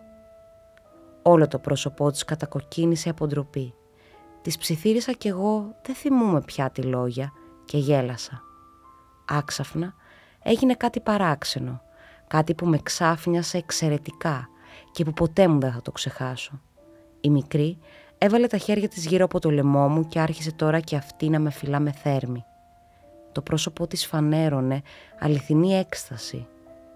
Σηκώθηκα έξω φρενών. Τόση εντύπωση μου έκανε τούτο σε ένα πλασματάκι τόσο μικρό και άξαφνα αισθάνθηκα ήχτο. Όταν όλα τελειώσανε, η ματριώσα φάνηκε πολύ ταραγμένη. Δεν προσπάθησα να την ησυχάσω και δεν την χάιδεψα πια. Με κοιτούσε χαμογελώντας δειλά. Το πρόσωπό της μου φάνηκε άξαφνα ηλίθιο. η ταραχή που γινόταν όλο ένα μεγαλύτερη. Τέλος, σκέπασε το πρόσωπό της με τα χέρια της και πήγε και στάθηκε σε μία γωνιά με την όψη γυρισμένη κατά τον τοίχο. Φοβόμουν μήπως την πιάσει καινούρια τρομάρα και βγήκα σιγανά από το σπίτι. Θαρώ πως ό,τι έγινε θα της έκαμε εντύπωση αφάνταστης φρίκης, καθώς ήταν τόσο φοβερά τρομαγμένη. Μόλο που θα ήταν συνηθισμένη να ακούει και από τον καιρό που ήταν στην κούνια ακόμα βρισιές εσχρές, είμαι ωστόσο σίγουρος πως δεν τις καταλάβαινε καθόλου. Είχε τώρα, δίχως άλλο, την πεποίθηση πως έκαμε κάποιο έγκλημα ανήκουστο και πως ήταν βαθύτατα ένοχη. «Σκότωσα το Θεό», έλεγε. Τη νύχτα εκείνη χτυπήθηκα στην ταβέρνα όπως ανέφερα παραπάνω. Μα το πρωί ξύπνησα στο δωμάτιό μου το επιπλωμένο, όπου με έφερε η Λεβιαδκίν. Η πρώτη μου σκέψη ήταν, τα διηγήθηκε τάχα όλα η μικρή ή όχι? Η στιγμή εκείνη ήταν για μένα στιγμή αληθινού τρόμου, μολονότι όχι και πολύ έντονο ακόμα. Ήμουνα πολύ καλοκέφαλος εκείνο το πρωί, καλός με όλους, και όλη η βροποπαρέα ήταν ευχαριστημένοι μαζί μου. Αλλά τους άφησα όλους και πήγα στην Κοροχοβίγια. Την απάντησα κάτω στην είσοδο. Γύριζε πίσω από το μανάβιο που είχε πάει να αγοράσει ραδίκια. Καθώς με είδε, χύμισε κατατρομαγμένη στη σκάλα. Δεν ήτανε φόβος εκείνος, ήτανε τρόμος σιωπηλός. Τη στιγμή που έμπαινα στην κάμαρά μου, είχε προφτάσει κιόλας η μητέρα της να την πατσίσει. Έτρεχε σαν σουρλοκόριτσο. Για την ώρα λοιπόν δεν ήξερε κανείς τίποτα. Η ματριώσα κρύφτηκε κάπου και δεν φανερώθηκε καθόλου όλο τον καιρό που έμεινα εκεί. Ύστερα από 1 ώρα έφυγα. Αλλά κατά το βράδυ ένιωσα πάλι φόβο, και φόβο πολύ πιο δυνατό. Εκείνο που με βασάνιζε απάνω απ' όλα ήταν πως φοβόμουνα και πως είχα συνείδηση ότι φοβούμαι. Δεν υπάρχει τίποτα πιο φοβερό και πιο ηλίθιο από τούτο. Ποτέ μου, μήτε πρωτύτερα μήτε αργότερα δεν ένιωσα τέτοιο φόβο. Τούτη τη φορά έτρεμα κυριολεκτικά και είχα συναίσθηση της ταπεινότητάς μου. Αν μπορούσα θα τίναζα τα μυαλά μου. Αισθανόμουν όμως πως ήμουν ανάξιος του θανάτου. Είναι αλήθεια πως σκοτώνονται πολλοί από φόβο και άλλοι από φόβο εξακολουθούν να ζουν. Κι ύστερα, το βράδυ, σαν έμεινα ολομόναχος στην κάμαρά μου, ένιωσα τέτοιο μίσος για εκείνη που πήρα την απόφαση να τη σκοτώσω. Με το σκοπό τούτο έτρεξα τότε στην Κοροχοβίγια. Στο δρόμο έβαζα με το νου μου πως θα τη χτυπήσω και πως θα την ξεγελάσω. Το μίσος μου το φούντωνε πιο πολύ το χαμόγελό της, όπως το έβλεπα με τη φαντασία μου. Το συχαινόμουν που ρίχτηκε στο λαιμό μου, ποιος ξέρει τι έχοντας με το νου της. Σαν έφτασα όμως στον κανάλι της Φοντάγκας, ένιωσα να μην είμαι στα καλά μου. Έπειτα, κάποια καινούρια σκέψη πέρασε από το νου μου. Σκέψη που ήταν τρομερή, ίσια επειδή καταλάβαινα τη σημασία της. Γύρισα πίσω στο σπίτι μου και ξαπλώθηκα στο κρεβάτι μου με ρίγη πυρετού και τρέμοντας από τον τρόμο μου, τόσο που έπαψα ακόμη να μισώ πια τη μικρή. Δεν ήθελα πια να τη σκοτώσω και αυτή ήταν η καινούρια μου η σκέψη που μου ήρθε στη Φοντάγκα. Τότε πρόσεξα για πρώτη φορά στη ζωή μου πως ο φόβος όταν φτάσει στη μεγαλύτερη έντασή του διώχνει το μίσος και κάθε αίσθημα εκδίκησης. Ξύπνησα κατά το μεσημέρι, αρκετά καλούτσικα στην υγεία μου, απορώντας μάλιστα με τα χθεσινά αισθήματα. Ντράπηκα που θέλησα να γίνω φωνιάς. Ωστόσο, δεν ήμουν καθόλου στα κέφια μου και με όλη μου την αντιπάθεια ήμουν αναγκασμένος να πάω στην Κοροχοβίγια. Θυμούμαι πως η στιγμή εκείνη ένιωσα πολύ δυνατή διάθεση να τσακωθώ άγρια με κανέναν. Μα, σαν έφτανα στην κάμαρά μου στην Κοροχοβίγια, βρήκα εκεί την καμαριέρα, την Νίνα, εκείνη που ερχόταν σπίτι μου συχνά και με περίμενε από 1 ώρα. Δεν τα αγαπούσα καθόλου αυτό το κορίτσι, γι' αυτό τη βρήκα και κάπως δειλιασμένη, σαν να φοβότανε μήπως με δυσαρεστούσε με τη βίζιτά της. Ερχότανε πάντα με τέτοιο φόβο. Τούτη όμως τη φορά ευχαριστήθηκα πάρα πολύ που τη βρήκα και αυτό την ενθουσίασε. Ήταν αρκετά νόστιμη, ντροπαλή όμως, και είχε τρόπους εκείνους που εκτιμούν πολύ οι μικροαστοί. Τις βρήκα για τις 2 μπρος σε 2 φλιτζάνια καφέ και η νοικοκυρά μου ήταν ενθουσιασμένη με την ευχάριστη κουβέντα τους. Σε μια γωνιά της άλλης κάμαρας πήρε το μάτι μου τη ματριώσα. Ήταν ορθή, κοιτάζοντας δίχως να σηκώνει τα μάτια τη μητέρα και την ξένη. Άμα μπήκα μέσα, δεν κρύφτηκε όπως την άλλη φορά.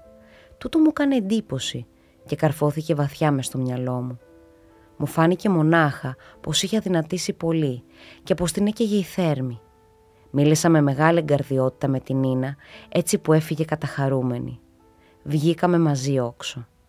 2 μέρες δεν ξαναγύρισα στην Κοροχοβίγια. Είχα παρασκοτιστεί με όλα τούτα και βαριεστούσα τρομακτικά. Έφτασα στο σημείο να αποφασίσω να δώσω μια και καλή ένα τέλος στην κατάσταση αυτή και να φύγω από την Πετρούπολη. Σαν ξαναπήγα όμως στην Κοροχοβίγια για να ξενοικιάσω την κάμαρά μου, βρήκα την οικοκυρά πάρα πολύ στενοχωρημένη. Η Ματριώσα ήταν από 2 μέρες άρρωστη και είχε παραμιλητά τη νύχτα. Φυσικά ρώτησα αμέσως τι έλεγε στα παραμιλητά της. Μιλούσαμε με σιγανή φωνή μες στην κάμαρά μου. Η μάνα μου ψιθύρισε πως η μικρή έλεγε πράγματα τρομερά. «Σκότωσα το Θεό», έλεγε. Της είπα να πάω να φέρω γιατρό με έξοδα δικά μου, αλλά εκείνη αρνήθηκε προσθέτοντας: «Με τη βοήθεια του Θεού θα περάσει κι αυτό. Δεν κάθεται όλη την ώρα ξαπλωμένη. Τώρα δα είχε πάει κιόλας στο μπακάλι». Αποφάσισα να ξαναγυρίσω για να βρω τη Ματριώσα μοναχή της, γιατί η νοικοκυρά μου είπε πως είχε κάπου να πάει κατά τις 5 το βράδυ. Η αλήθεια είναι πως δεν καταλάβαινα μήτε ο ίδιος καλά-καλά για ποιο λόγο ήθελα να κάνω αυτήν τη βίζιτα. Έφαγα σε ένα μαγέρικο. Στις 4:04 ακριβώς ξαναγύρισα στην Κοροχοβίγια. Έμπαινα πάντα ανοίγοντας την πόρτα με το κλειδί μου. Μονάχα η Ματριώσα ήτανε μέσα. Ήταν ξαπλωμένη στο σκοτεινό καμαρίνι πίσω από το παραβάν στο κρεβάτι της μητέρας της. Την είδα που έβγαλε μια στιγμή το κεφάλι, μα έκαμα πως δεν την πήρα χαμπάρι. Τα παράθυρα ήταν ανοιχτά. Έκανε ζέστη και μάλιστα ζέστη πολύ. Περπάτησα κάμποσο καιρό απάνω κάτω στην κάμαρα, ύστερα κάθισα στο ντιβάνι. Τα θυμούμαι όλα, ως την τελευταία στιγμή. Δεν καλοξέρω γιατί ένιωθα ευχαρίστηση να μην μιλώ στο κορίτσι και να την κάμω να μαραζώνει. Έμεινα έτσι ώρα ολάκερη. Όταν άξαφνα, η μικρή σηκώθηκε γρήγορα και βγήκε από πίσω από το παραβάν. Άκουσα τα 2 ποδάρια της και ακούμπησαν στο πάτωμα. Έπειτα τα βιαστικά πατήματά της και τέλος φάνηκε στο κατόφλι της καμαράς μου. Ήμουν τόσο χυδαίος που αισθάνθηκα χαρά καθώς την είδα να έρχεται αυτή πρώτη. Ω, τι ανανδρεία φανέρωναν όλα τούτα και πόσο ντράπηκα. Έστεκε σιωπηλή και με κοιτούσε. Καθώς δεν την είχα δει κάμποσες μέρες, πρόσεξα πως είχε αδυνατήσει πολύ. Τα μάτια της είχαν μεγαλώσει και μου φάνηκε στην αρχή πως καρφωνόταν επάνω μου, με μια αόριστη περιέργεια. Εξακολουθούσα να μένω καθιστός και να την εξετάζω. Άξαφνα ένιωσα και πάλι μίσος εναντίον της. Σε λίγο σχημάτισα την ιδέα πως δεν με φοβότανε πια καθόλου. Ίσως να μην είχε καμιά συναίσθηση για τίποτα. Με μιας όμως άρχισε να κουνά το κεφάλι όπως κουνούν τα αφελή πλάσματα που δεν έχουν τρόπους όταν θέλουν να κατηγορήσουν κανένα για καμιά πράξη κακή. Ύστερα, απότομα πάλι, σήκωσε τη μικρή γροθιά της και με φοβέρισε από τη θέση της. Την πρώτη τη στιγμή το κίνημα αυτό μου φάνηκε γελίο, αλλά αμέσως ύστερα από λίγο σηκώθηκα και έκανα μερικά βήματα κατατρομαγμένος. Το πρόσωπό της φανέρωνε τέτοια απελπισία που μου έκανε κόπο να τη βλέπω σε ένα πλασματάκι τόσο μικρό. Εξακολούθησε να κινεί προς το μέρος μου τη μικρή γροθιά της και να λυκνίζει με έκφραση κατηγόρια στο κεφάλι. Άρχισα να της μιλώ με γλύκα και με σιγανή φωνή, από ανανδρεία βέβαια, ένιωσα όμως πως δεν καταλάβαινε. Φοβήθηκα τότε περισσότερο. Άξαφνα σκέπασε το πρόσωπό της με τα χέρια της, όπως την άλλη τη φορά. Ζήγωσε στο παράθυρο και μου στρέψε τη ράχη. Ξαναγύρισα στην κάμαρά μου και κάθισα κι εγώ σημά στο παράθυρο. Δεν μπορώ να καταλάβω γιατί δεν έφυγα, αλλά εξακολουθούσα να μένω προσμένοντας δίχως άλλο, ποιος ξέρει τι. Ίσως, αν έμενα πολλή ώρα έτσι, να την σκότωνα, σίγουρα για να δώσω ένα οποιοδήποτε τέλος σε αυτή την κατάσταση. Άκουσα όμως και πάλι τα βιαστικά βήματά της και την είδα να βγαίνει από την πόρτα, κι ύστερα να τραβά μέσα από το ξύλινο χαγιάτι από που κατέβαινε η σκάλα. Την ακολούθησα αμέσως και πρόφτασα να την ειδώ που έμπαινε σε μια καμαρούλα σκοτεινή, σε ένα είδος αποθήκης μικρής που ήταν δίπλα στον απόπατο. Θυμούμαι πως η καρδιά μου χτυπούσε φοβερά. Μια στιγμή αργότερα κοίταξα το ρολόγι μου και έβαλα με το νου μου τι ώρα ήταν σωστά. Τι με έσπροχνε να ειδώ ακριβώς την ώρα δεν το καλοξέρω. Σίγουρο είναι πως επιθυμούσα να τα παρατηρήσω όλα καλά και τα θυμούμαι περίφημα όλα. Σκοτίνιαζε. Μια μύγα σφύριζε απάνω από το κεφάλι μου και κάθισε στο πρόσωπό μου. Την τσάκωσα, την κράτησα λίγες στιγμές μες στα δάχτυλά μου και την άφησα να φύγει από το παράθυρο. Ένα καρότσι μπήκε με μεγάλο θόρυβο στην αυλή. Από πολλήν ώρα κάποιος ράφτης ξελαριγκιαζότανε τραγουδώντας σημά σε ένα παράθυρο, σύριζα σε μια κόχη της αυλής. Καθότανε στη δουλειά του και εγώ τον έβλεπα περίφημα. Μου ήρθε στο νου η σκέψη πως αφού κανένας δεν μου είχε απαντήσει όταν πέρασα από την πόρτα της υπηρεσίας και ανέβηκα στη σκάλα, έπρεπε να αποφύγω κάθε συναπάντημα άμα θα κατέβαινα. Έσπρωξα λοιπόν πίσω από το παράθυρο την καρέκλα μου και κάθισα με τέτοιον τρόπο που να μην μπορούν οι νικάριδες να με βλέπουν. Ω Ανανδρία! Πήρα ένα βιβλίο, μα το πέταξα αμέσως και άρχισα να κοιτάζω προσεκτικά μια μικρουλίτσα ράχνη κόκκινη που είχε σταθεί σε ένα φύλλο από το γεράνι. Βυθίστηκα έτσι σ' όνειρα. Τα θυμούμαι όλα, ως την πιο μικρή λεπτομέρεια. Άξαφνα έβγαλα και πάλι το ρολόγι μου. Είχανε περάσει 20 λεπτά από τη στιγμή που είχε βγει η μικρή. Οι υποψίες μου άρχισαν να παίρνουν το δρόμο της βεβαιότητος. Τότε πήρα απόφαση να παραμείνω ένα κόρτο της ώρας ακόμα. Έδωσα στον εαυτό μου την προθεσμία αυτή. Ύστερα μου ήρθε η σκέψη να βεβαιωθώ μήπως η μικρή ξαναγύριζε δίχως να την πάρω χαμπάρι. Σιωπή όμως απόλυτη βασίλευε και θα μπορούσα ωστόσο να ακούσω και το θόρυβο εντόμου. Άξαφνα η καρδιά μου άρχισε να χτυπά. Έβγαλα το ρολόγι μου. Μένανε ακόμα 3 λεπτά. Τα άφησα και αυτά να περάσουνε, μόλο που η καρδιά μου χτυπούσε τόσο που έλεγα πως θα σπάσει. Σηκώθηκα τέλος, έβαλα το καπέλο στο κεφάλι μου, κούμποσα το πανοφόρι μου και έριξα μια ματιά γύρω μου για να σιγουρευτώ πως δεν άφησα κανένα χνάρι στο πέρασμά μου. Έσπρωξα μαλακά την καρέκλα κατά το παράθυρο για να μπει πάλι στην πρώτη της θέση. Άνοιξα την πόρτα της εξόδου και έκλεισα πάλι, την κλείδωσα και τράβηξα κατά το σκοτεινό καμαράκι. Η πόρτα ήταν κλειστή, όχι όμως κλειδωμένη. Έπειτα ήξερα πως δεν την κλειδώνανε ποτέ. Δεν είχα όμως σκοπό να την ανοίξω. Ανασηκώθηκα μονάχα στις μύτες των ποδιών μου και κοίταξα μέσα από τη σκισμάδα στο πάνω μέρος της πόρτας. Εκείνη τη στιγμή θυμήθηκα πως άμα καθόμουν σημά στο παράθυρο και κοίταζα προσεκτικά τη μικρή κόκκινη αράχνη, έβαζα ίσια με το νου μου το κίνημα αυτό. Να σηκωθώ στις μύτες των ποδιών μου και να κοιτάξω από το πάνω μέρος που χάσκει η πόρτα. Τη σημειώνω του τη δω τη λεπτομέρεια γιατί θέλω να δείξω καθαρά και εξάστερα πόσο καλά ήμουνα στα λογικά μου, πως δεν ήμουνα τρελός και πως είμαι υπεύθυνος για όλα. Κοίταξα ώρα πολύ από τη σκισμάδα, γιατί ήταν σκοτεινά, όχι όμως ολότελα σκοτεινά. Με ένα λόγο είδα ότι μου χρειαζότανε. Αποφάσισα τότε να φύγω και κατέβηκα τη σκάλα. Δεν απάντησα κανέναν και κανένας δεν θα μπορούσε να καταθέσει εναντίον μου. Ύστερα από 3 ώρες ήμουν με όλη τη βρωμοπαρέα και έμειναν τσάι σε κάποιο εστιατόριο παίζοντας χαρτιά με βγαλμένο σακάκι. Ο Λεβιαδκίν απάγγελνε στίχους. Είχα κέφι πολύ, έλεγα πολλές εξυπνάδες και τους έκανα όλους να γελούν. Κανένας δεν έπινε, μόλο που ήταν πάνω στο τραπέζι μια μποτίλια ρούμι. Μοναχά ο Λεβιαδκίν την τίμησε. Ο Μάλοφ είπε: «Άμα ο Νικόλας Всεβολόδοβιτς είναι ευχαριστημένος και δεν έχει καπρίτσια, όλοι οι δικοί μας είναι γελαστοί και μιλούνε με πνεύμα». Το κάρφωσα τούτο στο μυαλό μου και το αποτέλεσμα ήταν να είμαι χαροπός, ευχαριστημένος και ξύπνιος. Θυμούμαι, ωστόσο περίφημα, πως ένιωθα σύγκαιρα και όλη την ατιμία και την ανανδρεία μου. Ίσια επειδή ήμουνα όλο χαρά και αισθανόμουν τον εαυτό μου λυτρωμένο και ήξερα πως ποτέ πια δεν θα είχα αισθήματα ευγενικά, μήτε εδώ κάτω μήτε στην άλλη τη ζωή. Ποτέ. Και ακόμα κάτι άλλο. Τη στιγμή εκείνη πραγματοποίησα τον εβραϊκό το λόγο. Ό,τι έρχεται από τον εαυτό σου είναι κακό μα δεν βρωμά. Γιατί μόλο που καταλάβαινα καλά πως ήμουν άθλιος, δεν ντρεπόμουν για τούτο, μήτε και βασανιζόμουν. Καθώς έπινα τότε το τσάι και συζητούσα με τους άλλους, συλλογιζόμουν για πρώτη φορά στη ζωή μου πως δεν ξέρω και ούτε αισθάνομαι το κακό και το καλό. Και πως όχι μονάχα έχασα τη συναίσθηση αυτή, αλλά ήξερα πως το κακό και το καλό δεν υπάρχουν, πως όλα αυτά ήτανε μονάχα πρόληψες. Μπορούσα να λυτρωθώ από κάθε πρόληψη. Αν όμως έφτανα ως την απολύτρωση αυτή, θα χανόμουν. Για πρώτη φορά στη ζωή μου είχα συνείδηση τούτης της αλήθειας και την ένιωσα ίσα ίσα τη στιγμή που διασκέδαζα την παρέα με τις εξυπνάδες μου. Το θυμούμαι περίφημα.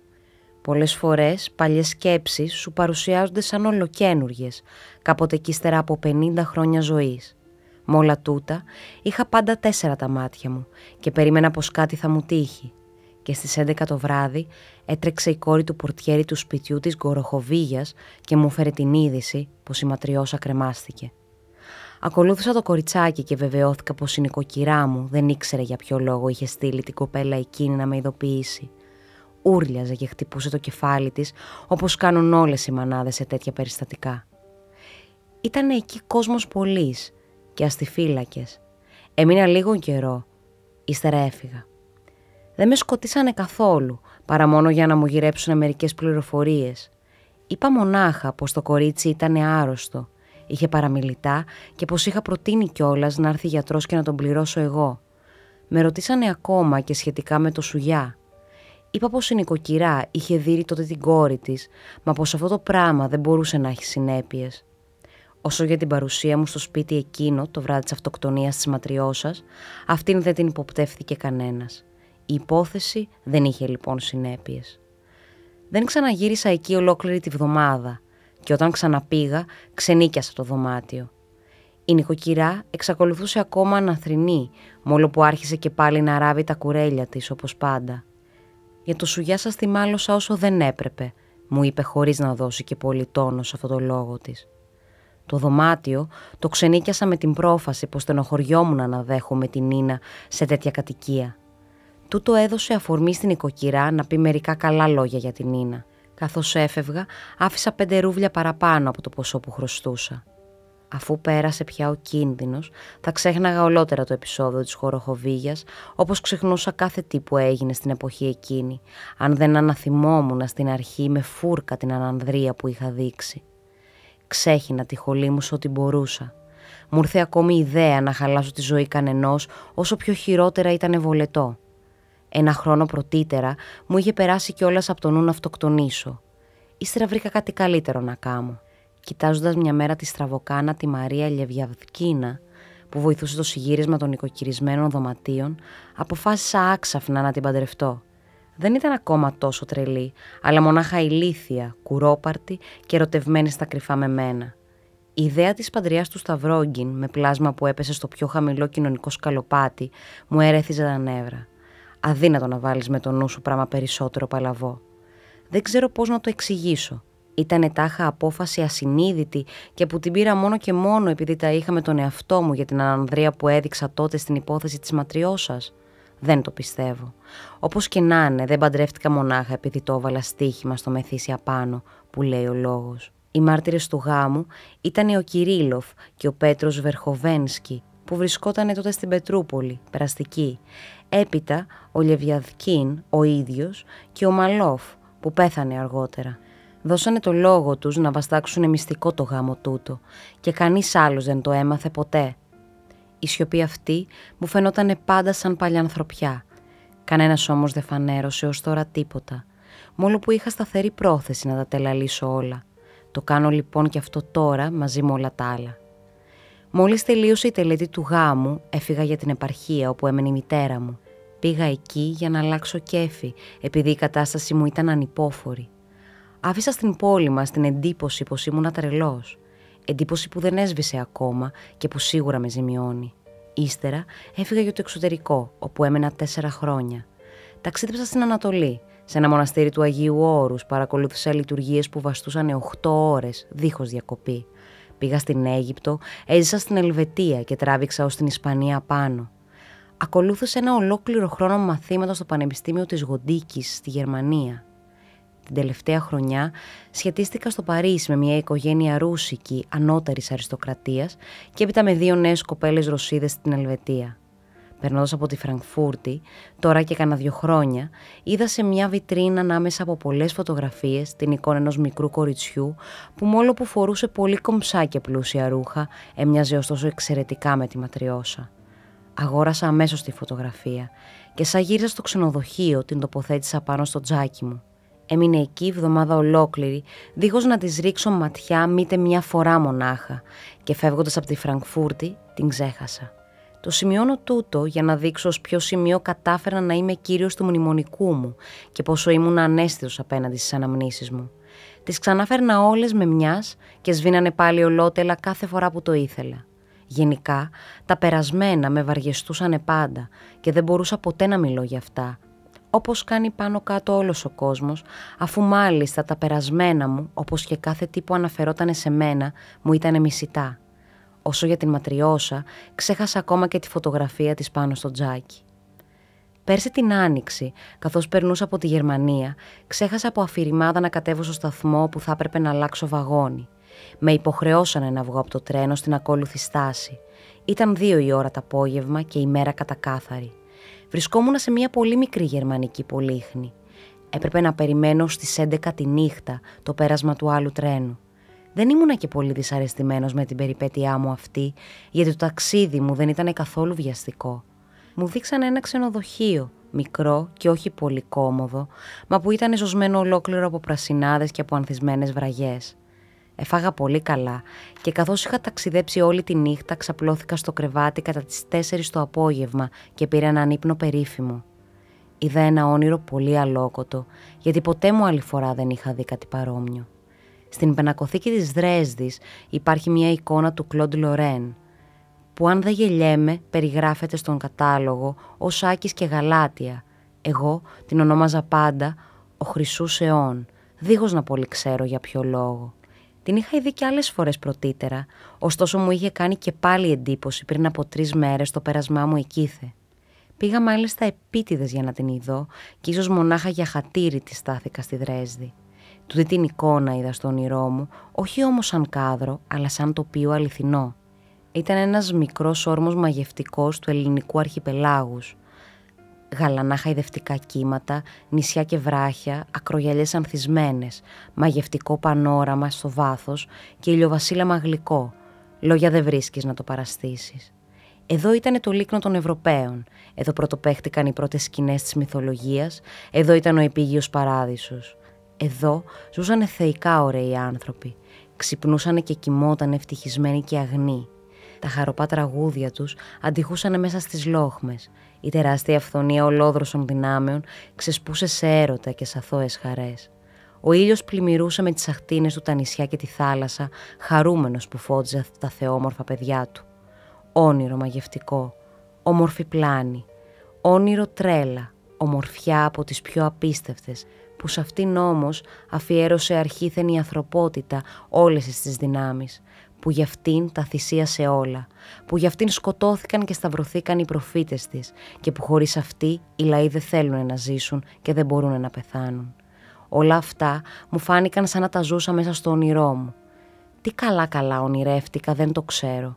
Η βράχη όμως, η θάλασσα, οι λοξές αχτίνες του ήλιου που βασίλευε, όλα αυτά ήταν ακόμα μες στο μυαλό μου όταν ξύπνησα και άνοιξα τα μάτια που για πρώτη φορά στη ζωή μου ήταν υγρά, περιχυμένα από τα δάκρυα. Συναίσθημα αδοκίμαστης ως τότε ευτυχίας γέμισε την καρδιά μου, κάνοντάς την απονή. Είχε βραδιάσει. Ο ήλιος που βασίλευε έριχνε μέσα από την πρασινάδα των λουλουδιών που ήταν σε γλάστρες στο πεζούλι του παραθύρου, δεμάτι ολόκληρο από λοξές αχτίνες και ήμουν αλουσμένος μες στο φως. Έκλεισα γρήγορα ξανά τα μάτια, διψώντας να βυθιστώ και πάλι στο όνειρο. Άξαφνα όμως, μέσα στο λαμπρό, ολόλαμπρο φως, είδα ένα μικρουλάκι στίγμα σκοτεινό. Το στίγμα αυτό πήρε μορφή και ξάφνου είδα ολοκάθαρα μια πολύ μικρή κατακόκκινη αράχνη. Την είδα όπως την είχα αντικρίσει στο φύλλο του γερανιού, τότε που οι λοξές αχτίνες του ήλιου που βασίλευε μπαίνανε όπως τώρα από το παράθυρο. Ένιωσα σαν άσκιζε μια μαχαιριά τις σάρκες μου, την άχτηκα πάνω και κάθισα στο κρεβάτι. Έτσι ήταν ότι είχα αισθανθεί τότε. Την είδα μπροστά μου. Όχι ξύπνιος, ας ήταν όραμα αληθινό. Είδα τη Ματριώσα αδυνατισμένη, με μάτια κόκκινα από τη θέρμη, απαράλλαχτη όπως τότε, όταν έστεκε ορθή στο κατόφλι της καμαράς μου και κουνώντας το κεφάλι σήκωσε προς το μέρος μου τη μικρούτσικη γροθιά της. Τέτοιον πόνο δεν είχα νιώσει άλλη φορά. τη θλιβερή απελπισία του αβοήθητου μικρόμυαλου ακόμα παιδιού που με φοβέριζε και με τι, αχ Θεέ μου, τι μπορούσε να μου κάμει, αλλά που φυσικά μόνο τον εαυτό μου κατηγορούσε. Ποτέ μου δεν είχα νιώσει τέτοιο πράγμα. Έμεινα έτσι ακίνητος ώσπου νύχτωσε, ξεχνώντας πως οι ώρες περνούσαν. Να το ονομάσω τούτο τύψη, μετάνοια, δεν ξέρω και μήτε μπορώ σήμερα ακόμα να το ξεκαθαρίσω μέσα μου. Μπορεί μάλιστα η θύμηση αυτή του κακού που έκαμα να μην μου φέρνει αηδία. Μπορεί η θύμηση αυτή να έχει μέσα της κάτι ευχάριστο, κάτι που μπορεί να κεντά το πάθος μου.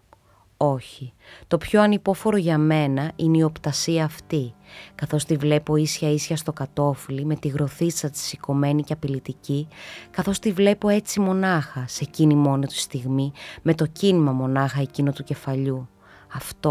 Αυτό είναι για μένα ανυπόφορο και η οπτασία αυτή μου φανερώνεται σχεδόν κάθε μέρα από τότε. Και δεν προβάλλει μονάχη της άξαφνα. Εγώ την προκαλώ και δεν μπορώ να μην την προκαλέσω, μόλο που είναι το βασανιστήριο της ζωής μου. Να ήταν κάνε βολετό να την έβλεπα μια φορά μονάχα αληθινά ή σαν κανένα είδος παρέστηση. Έχω κι άλλες πολλές παλιές αναμνήσεις ακόμα πιο χειρότερες. Φέρθηκα πολύ πιο άτιμα σε κάποια γυναίκα που πέθανε από το κακό της. Σκότωσα σε μονομαχία 2 ανθρώπους που δεν μου φταίξανε σε τίποτα. Μια μέρα πάλι με πρόσβαλε θανάσιμα ένας άλλος άνθρωπος και δεν εκδικήθηκα. Έχω στη συνείδησή μου μια δηλητηρίαση με προμελέτη που πέτυχε και έμεινε άγνωστη. Αν είναι ανάγκη θα τα φανερώσω όλα τα καθέκαστα. Γιατί όμως καμιά από τις αναμνήσεις αυτές δεν ξυπνά μέσα μου συναίσθημα παρόμοιο με τη θύμηση της ματριώσας? Πλανήθηκα έπειτα εδώ και εκεί ένα χρόνο ολάκερο απάνω κάτω, πολεμώντας να βρω καμιά δουλειά. Ξέρω πως θα μπορούσα να διώξω την οπτασία της κόρης τη στιγμή που θα το ήθελα. Κρατώ ολότελα στα χέρια μου τη θέλησή μου όπως κι άλλοτε. Μα ίσα ίσα ποτέ μου δεν το θέλησα αυτό. Δεν το θέλω τώρα και δεν θα το θελήσω. Το ξέρω από πριν. Θα τραβήξει έτσι η κατάσταση ως τη μέρα που θα τρελαθώ. 2 μήνες ύστερα από το θαυμαστό εκείνο όνειρό μου ήρθε και πάλι η διάθεση να ερωτευτώ στην Ελβετία μια νέα κοπέλα. Ίσως τότερα να νιώσω ξανά κανένα από εκείνα τα ξεσπάσματα του πάθους, από εκείνα τα ξεχυλίσματα που τόσο συχνά πάθαινα άλλοτε. Μου ερχόταν η άγρια επιθυμία να κάνω κι άλλο, καινούριο έγκλημα, να γίνω με άλλα λόγια δίγαμος αφού ήμουνα πια παντρεμένος. Αλλά το έσκασα, σύμφωνα με τη συμβουλή μιας άλλης κόρης που της τα είχα φανερώσει όλα πάνω κάτω, ακόμα και το πως δεν αγαπούσα καθόλου εκείνη που λαχταρούσα να πάρω και πως δεν μπορούσα να αγαπήσω ψυχή. Έπειτα, και τούτο το καινούριο έγκλημά μου δεν θα με λύτρωνε καθόλου από τη ματριώσα. Έτσι, πήρα την απόφαση να τυπώσω τούτα εδώ τα φύλλα σε 300 αντίτυπα και να τα κουβαλήσω μαζί μου στη Ρωσία. Σαν έρθει η ώρα, θα τα δείξω στην αστυνομία και στις τοπικές αρχές. Θα στείλω ακόμα και στις εφημερίδες με την παράκληση να τα δημοσιεύσουν, καθώς και σε ένα σωρό πρόσωπα που με ξέρουν στην Πετρούπολη και σε όλη τη Ρωσία. Θα βγει και μετάφραση στο εξωτερικό. Ξέρω πως από την άποψη της ποινικής νομοθεσίας δεν έχω να πάθω τίποτα. Ίσως μικροπράγματα μονάχα. Μονάχος μου κατηγορώ τον εαυτό μου και άλλον κατηγορώ δεν έχω. Απόδειξη δεν υπάρχει καμιά ή πολύ λίγες. Τέλος, η ιδέα της διανοητικής μου ανισορροπίας που καρφώθηκε στα μυαλά όλων, καθώς και οι προσπάθειες των συγγενικών μου κύκλων να εκμεταλλευτούν τούτη την ιδέα, θα αποκλείσουν κάθε κίνδυνο ποινικής καταδιώξεως.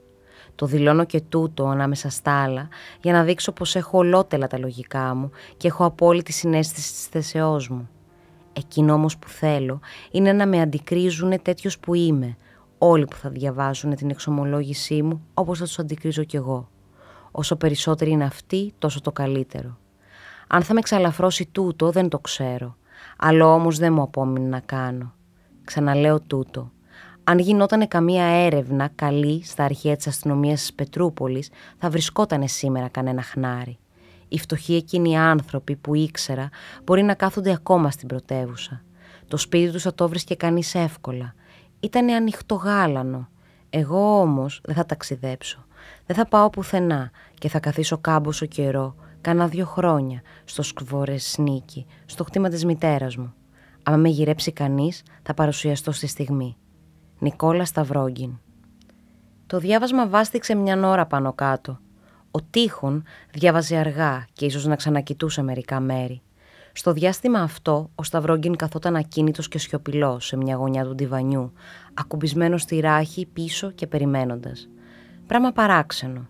Η ανήσυχη, αφηρημένη, σχεδόν απόκοσμη έκφραση που ήταν όλο το πρωί χαραγμένη στα χαρακτηριστικά του, έσβηνε και τη διαδέχτηκε γαλήνη και κάποια σχετική ειλικρίνεια που λες και έδινε στην όψη του αληθινή αξιοπρέπεια.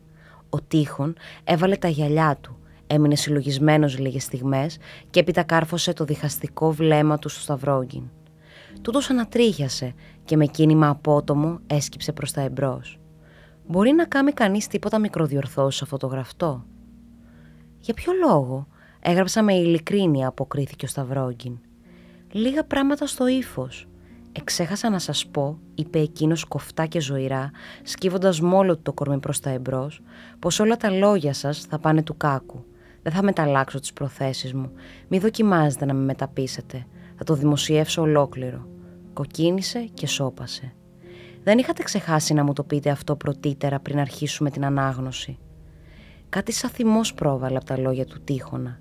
Ήταν ολοφάνερο πως το έγγραφο του είχε κάνει πολύ μεγάλη εντύπωση. Το χριστιανικό του αίσθημα είχε πειραχτεί και δεν ήταν πάντα κύριος των συναισθημάτων του.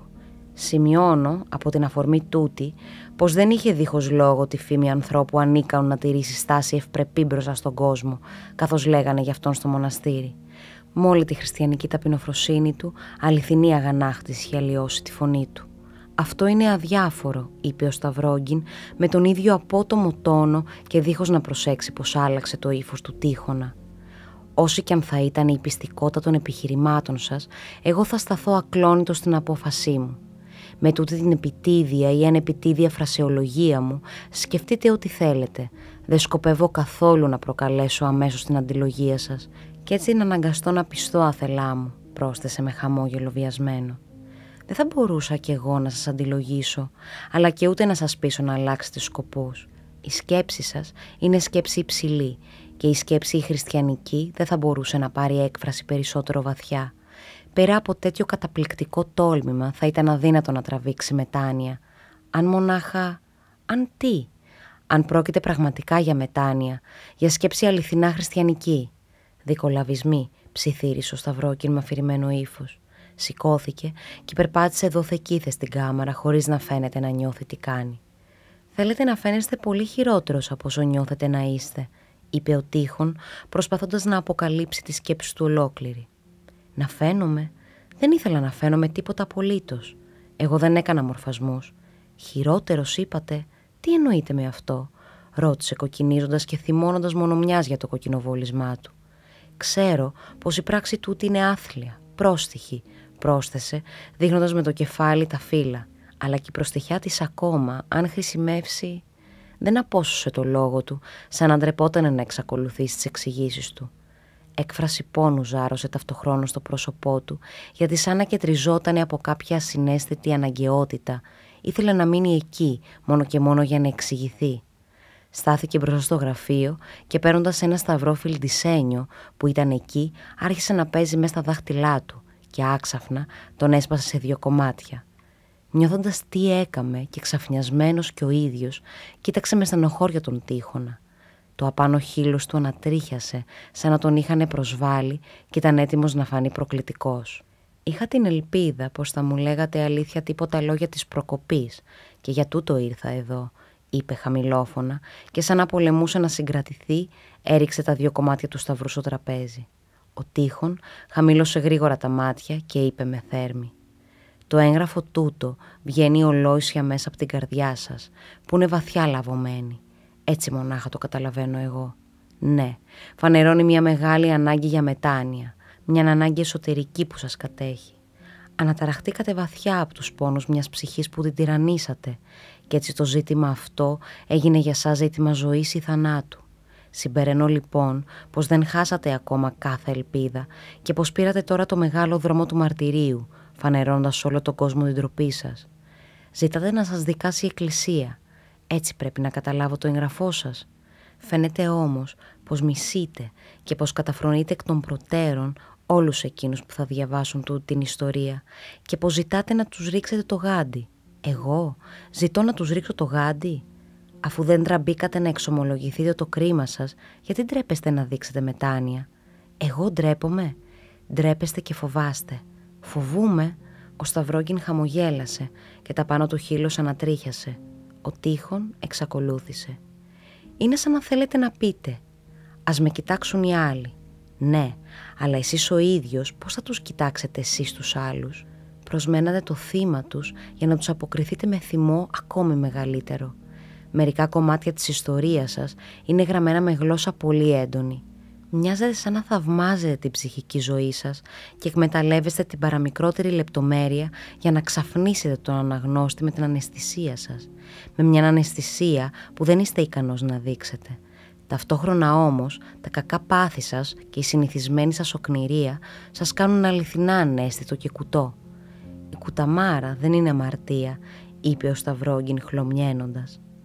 «Κάποτε είναι αμαρτία», αποκρίθηκε ο Τίχων, αμάλαγος και γεμάτος θέρμη. Λαβωμένος βαθιά καθώς είστε και βασανισμένος από την οπτασία που προβάλλει στο κατόφλι σας, δεν βλέπετε ποιο είναι αληθινά το κρίμα σας και για ποιο πράγμα θα έπρεπε να νιώσετε ντροπή μπρος στους ανθρώπους που την κρίση τους γυρεύετε. Δείξατε αναισθησία στην οργή σας απάνω ή δείξατε ανδρεία? Σε κάποιο μέρος της ιστορίας σας φροντίζετε μάλιστα να διαβεβαιώσετε τον αναγνώστη πως το κίνημα της κόρης που σας φοβέριζε με τη γροθιά της δεν σας φαινότανε πια γελίο, αλλά καταθλιπτικό. Το κίνημα αυτό σας φάνηκε στα αλήθεια γελίο, έστω και για μια στιγμή? Ναι, ζητώ να μου το πείτε. Ο Τίχων σώπασε. Μιλούσε σαν άνθρωπος που δεν γύρευε πια να συγκρατηθεί. Λέτε, είπε ο Σταυρόγκιν, βιάζοντάς το να συνεχίσει. Είστε θυμωμένος και με κακομεταχειρίζεστε. Αυτό μ' αρέσει από μέρος ενός καλόγερου. Αφήστε όμως να σας ρωτήσω κάτι. Είναι 10 λεπτά της ώρας τώρα που μιλούμε για τούτο εδώ και έδειξε με το κεφάλι τα φύλλα και μόλο που έχετε αγανακτήσει, δεν βλέπω όμως στο πρόσωπό σας καμιά έκφραση αηδίας ή ντροπής. Δεν φαίνεστε αηδιασμένος και μιλάτε σαν να είμαστε ίσοι. Πρόσθεσε τα λόγια σαν να είμαστε ίσχυοι, χαμηλώνοντας τη φωνή και σχεδόν αθελά του. Ο Τίχων τον κοίταξε προσεκτικά και εξακολούθησε. Με εξαφνίζετε γιατί τα λόγια σας είναι ειλικρινή και τότε το λάθος είναι δικό μου. Μάθετε λοιπόν πως φάνηκα πρόστιχος και κακός απέναντί σας, ενώ εσείς με τη δίψα που είχατε να κολλαστείτε δεν το προσέξατε καν, μόλο που προσέξατε την ανυπομονησία μου και την ονομάσατε θυμό. Η αλήθεια είναι πως είστε πεπισμένος ότι σας πρέπει περιφρόνηση πολύ μεγαλύτερη και ο λόγος σας, μου μιλάτε σαν να είμαστε ίσχυοι, είναι λόγος όμορφος, αν και τον είπατε άθελά σας. Δεν θα σας κρύψω τίποτα. Τρόμος με πιάνει καθώς βλέπω τη μεγάλη σας δύναμη που τη σπαταλάτε επίτηδες σε ατιμίες. Χωρίς αποτελέσματα ολέθρια δεν γίνεται κανείς ξένος για τον τόπο του. Τιμωρείται με πλήξη και τεμπελιά τις στιγμές ίσια που έχει τον πόθο να δράσει. Ο χριστιανισμός όμως αναγνωρίζει την ευθύνη σε κάθε κατάσταση. Ο Θεός δεν σας εστέρισε από εξυπνάδα. Συλλογιστείτε λοιπόν αν μπορείτε να βάλετε με το νου σας τούτο το ερώτημα. Είμαι ή δεν είμαι υπεύθυνος των έργων μου? Είστε χωρίς καμιά αμφιβολία υπεύθυνος. Ανάγκη ελθύν τα σκάνδαλα, πλην ουέ το ανθρώπο, διού το σκάνδαλον έρχεται. Όσο για το δικό σας, το σφάλμα, αμαρτάνουν οι άλλοι πολλοί σαν και εσάς, αλλά ζουν με τη συνείδησή τους εν ειρήνη και θεωρούν μάλιστα σαν κάτι αναπόφευκτο τα νεανικά αμαρτήματά τους. Το ίδιο γίνεται και με τους γέρους, που το χνότο τους έχει πια την οσμή του τάφου και που κάνουν τα ίδια αμαρτήματα με ξεγνιασιά και φεδρότητα. Ο κόσμος είναι γεμάτος από αυτές τις φρίκες. Εσείς τουλάχιστον αναμετρήσατε όλο το βάθος του σφάλματός σας και αυτό πολύ σπάνια συμβαίνει και μάλιστα με τέτοιο βαθμό. Θα αρχίσετε μήπως να νιώθετε εκτίμηση για μένα ύστερα από το διάβασμα των φίλων αυτών? Ρώτησε ο Σταυρόγκιν με καυχασμό. Άκουσα να λένε, εντιμότατε πάτερ Τίχωνα, πως δεν είστε πλασμένος για να οδηγείτε τις συνειδήσεις, πρόσθεσε κάνοντας πιο έντονο το μορφασμό του. Σας κριτικάρουνε πολύ εδώ μέσα. Λένε πως μόλις αποκαλύψετε σε έναν αμαρτωλό ειλικρινή συναισθήματα ταπεινοφροσύνης, αμέσως ενθουσιάζεστε, μετανοείτε και ταπεινώνεστε μπροστά του. Δεν θα αποκριθώ άμεσα σε όλα αυτά. Είναι σωστό πως δεν ξέρω να κρατώ στάση ζυγισμένη απέναντι στους ανθρώπους. Το παραδέχτηκα πάντα αυτό το μεγάλο ελάττωμά μου. είπε ο Τείχων με αναστεναγμό και με τόνο τόσο ειλικρινή που ο Σταυρόγγιν το κοίταξε με χαμόγελο γεμάτο συμπάθεια. Όσο για τούτο εδώ, είπε ρίχνοντας μια ματιά στα τυπωμένα δοκίμια, δέχομαι πως είναι αδύνατο να υπάρξει έγκλημα πιο μεγαλύτερο, πιο απεσιότερο από αυτό που κάμετε εσείς εκείνο το κορίτσι. Ας μην τα μετρούμε με τον πύχη αυτά τα πράγματα, είπε ο Σταυρόγγιν με κάποιο πείσμα. Ίσως ο πόνος να μην ήταν τόσο δυνατός όσο τον παράστησα και ίσως πάλι και να συκοφάντησα τον εαυτό μου, συνεπέρανε απότομα. Ο Τείχων δεν αποκρίθηκε. Ο Σταυρόγγιν πηγαινερχόταν στην κάμαρα με κεφάλι χαμηλωμένο, βυθισμένο στις σκέψεις του. «Και εκείνη η νέα?» ρώτησε άξαφνα ο Τείχων. «Εκείνη που κόψατε μαζί της τις σχέσεις που είχατε αρχίσει στην Ελβετία. Πού βρίσκεται αυτή την ώρα?» «Εδώ». Νέα σιωπή. «Σίγουρα σας είπα πολλά ψέματα εις βάρος μου», είπε και πάλι με επιμονή ο Σταυρόγγιν. «Μα το κάτω-κάτω είναι αλήθεια πως προκαλώ όλους με τη μεγάλη ανέδεια της ξομολογήσεώς μου, αφού κι εσείς ο ίδιος βρήκατε να υπάρχει σε όλα αυτά προκλητικός τόνος. Τέτοιος τους πρέπει, ταξίζουνε. Θέλετε να πείτε πως θα είναι για σας ευκολότερο να τους μισήσετε παρά να δεχτείτε τον ήχτο τους?» «Ακριβώς. Ξέρετε», πρόσθεσε και αρχίνησε άξαφνα να χαμογελά, «μπορεί άμα διαβάσουνε τα χαρτιά τούτα να με πούνε και η Σουίτη, η ψευτοθρίσκο. Χαχαχα, έτσι δεν είναι?» «Φυσικά δεν υπάρχει αμφιβολία πως θα προκληθεί και τέτοια εντύπωση. Και θα πραγματοποιήσετε λοιπόν το σκοπό σας σε αυτόν γρήγορα?» «Σήμερα, αύριο, μεθαύριο, ξέρω κι εγώ. Οπωσδήποτε πολύ σύντομα. Έχετε δίκιο. Θα τα δημοσιεύσω απότομα και ίσα ίσα την ώρα που θα τους συχαίνομαι όλους περισσότερο και που θα θέλω να τους εκδικηθώ. Δεν είμαι συνηθισμένος να μιλώ καθαρά και εξάστερα. Αφού όμως πήρα την αρχή να είμαι ειλικρινής μαζί σας, μάθετε πως τους καταφρονώ όλους. Όσο καταφρονώ και εμένα τον ίδιο, αν όχι περισσότερο, πάρα πολύ περισσότερο. Κανείς από αυτούς δεν είναι σε θέση να βγει μπροστά μου και να κρίνει. Έγραψα όλες αυτές τις ανοησίες», έδειξε τα φύλλα, «γιατί έτσι μου πέρασε από το κεφάλι. Το έκαμα από θρασίτητα. Μπορώ, σε μια στιγμή έξαψης, να παράστησα τα πράγματα με χρώματα υπερβολικά», φώναξε με οργή και κοκκίνησε πάλι επειδή θύμωσε με τον εαυτό του που άφησε να του ξεφύγουν τα λόγια εκείνα άθελά του. Ζήγωσε στο τραπέζι και πήρε στο χέρι του ένα κομμάτι του σπασμένου σταυρού. «Αποκριθείτε μου σε ένα ερώτημα με όλη σας την ειλικρίνεια όμως. Σε μένα μονάχα, ή σαν να μιλούσατε στον εαυτό σας μες στη χαλήνη και το σκότος της νύχτας», είπε ο Τείχων με φωνή διαπεραστική. «Αν σας το συγχωρούσε κάποιος τούτο», έδειξε τα φύλλα, «όχι κανείς από εκείνους που εκτιμάτε ή φοβάστε, αλλά κάποιος άγνωστος, ένας άνθρωπος που δεν θα τον εγνωρίζατε ποτέ και που θα σας συγχωρούσε μέσα στη συνείδησή του. Άμα διάβαζε την τρομερή εξομολόγησή σας, θα νιώθατε τότε γαληνεμένο τον εαυτό σας με την ιδέα αυτή ή θα σας ήταν αδιάφορο?» «Θα με γαλήνευε αυτό», αποκρίθηκε ο Σταυρόγγιν με σιγανή φωνή.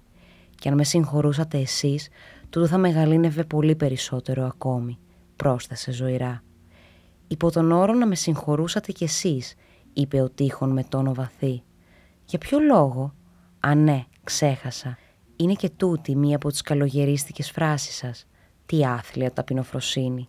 Επιτρέψατε μου να σας πω πως τούτες όλες οι παλιές καλογερίστικες φόρμουλες δεν είναι καθόλου νόστιμες. Έπειτα δεν ξέρω αλήθεια και από αλήθεια γιατί βρίσκομαι εδώ», πρόσθεσε άξαφνα ρίχνοντας ματιές γύρω του. «Μα καλά που το θυμήθηκα. Έσπασα εδώ. Τι κοστίζει τούτος ο σταυρός? 25 ρούβλια? Μη σας σκοτίζει αυτό. 50 ίσως? Γιατί να μην με σκοτίζει? Για ποιο λόγο? Μια και έσπασα κάτι, να μου χαρίσετε εσείς την αξία της ζημιάς? Ορίστε 50 ρούβλια», είπε, αφήνοντας στο τραπέζι απάνω το χαρτονόμισμα. «Αν δεν τα θέλετε για σας, πάρτε τα τότε για τους φτωχούς, για την εκκλησία, ξέρω εγώ», πρόσθεσε με θυμό. «Ακούστε, θα σας πω όλη την αλήθεια. Θέλω να έχω τη δική σας συγχώρεση και με τη δική σας μαζί και ενός άλλου και ενός τρίτου, μα τη συγχώρεση όλων όχι. Καλύτερα να με μισούνε όλοι. Και τη συμπόνια όλων δεν θα μπορούσατε να την υποφέρετε με κάθε ταπεινότητα?» «Δεν θα μπορούσα». «Όχι, δεν θέλω τη συμπόνια όλου του κόσμου. Έπειτα δεν μπορεί να μας συμπονέσει κανείς. Ακούστε, δεν θέλω να προσμένω άλλο, θα τα δημοσιεύσω. Μη μου κάνετε κολακίες. Δεν μπορώ να περιμένω πια. Δεν μπορώ πια», φώναξε έξω φρενών. Φοβούμαι για λογαριασμό σας. Βρίσκεστε μπρος σε μια νάβυσο που δύσκολα καταφέρνει κανείς να την πηδήσει, έκαμε δειλά ο Τείχον. Φοβάστε μήπως με δείτε να σοριαστώ ανήμπορος, να μην μπορέσω να βαστάξω το μίσος τους? Όχι μοναχά το μίσος τους. Τι άλλο? Τις κοροϊδίες τους, είπε ο Τείχον σιγανά και βιάζοντας τον εαυτό του. Ο Σταυρόγγιν ταράχτηκε, αγωνία ζωγραφίστηκε στο πρόσωπό του. Το προμάντευα, είπε. Σας φάνηκα λοιπόν πάρα πολύ κωμικός άμα διαβάζατε το ντοκουμέντο μου? Μην ανησυχείτε, μην τα χάνετε, το περίμενα. Ο Τείχον ήταν στα αλήθεια ταραγμένος και γοργά εξηγήθηκε. Παρόμοιες υψηλές πράξεις απαιτούν ψυχραιμία. Ακόμη και μέσα στον πόνο πρέπει να κρατά κανείς απόλυτη γαλήνη, μα η γαλήνη αυτή λείπει παντού στον καιρό μας. Παντού βλέπουμε μόνο φιλονικίες. Οι άνθρωποι δεν καταλαβαίνουν πια ο ένας τον άλλον, απαράλλαχτα όπως και τον καιρό του πύργου της Βαβέλ. Όλα τούτα είναι αποφθέγματα πανάρχια, υπόθηκαν 1002 φορές, διέκοψε ο Σταυρόγγιν. Έπειτα δεν θα πετύχετε το σκοπό σας, συνέχισε ο Τείχον, μπαίνοντας τούτη τη φορά στο θέμα. Από δικαστική άποψη είσαι σχεδόν απρόσβλητος και αυτό θα σας το υποδείξουν αμέσως κοροϊδευτικά. Ποιος θα καταλάβει το αληθινόν ελαττήριον της εξομολογήσεώς σας? Δεν θα θελήσουν να το καταλάβουν, γιατί ο κόσμος τρομάζει βλέποντας παρόμοια κατορθώματα και παίρνει εκδίκηση. Ο κόσμος αγαπά το βούρκο του και δεν θέλει να τον αναταράζουν.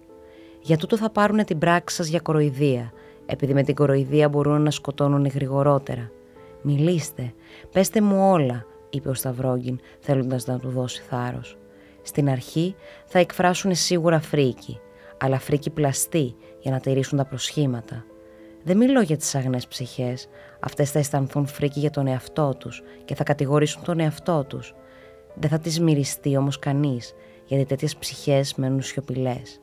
Οι άλλοι άνθρωποι, οι άνθρωποι του κόσμου, φοβούνται μονάχα ό,τι απειλεί τα ατομικά τους συμφέροντα. Αυτοί, μόλις περάσει το πρώτο ξάφνισμα και ο πλαστός τρόμος, θα αρχίσουν να γελούν. Θα δείξουν πως με περιέργεια παρακολουθούν τον τρελό, γιατί θα σας πάρουνε για τρελό. Ίσως όχι ολότελα, θα σας κρίνουν όμως σαν άνθρωπο όχι τόσο ανεύθυνο που να μην μπορούν και να γελάνε μαζί του.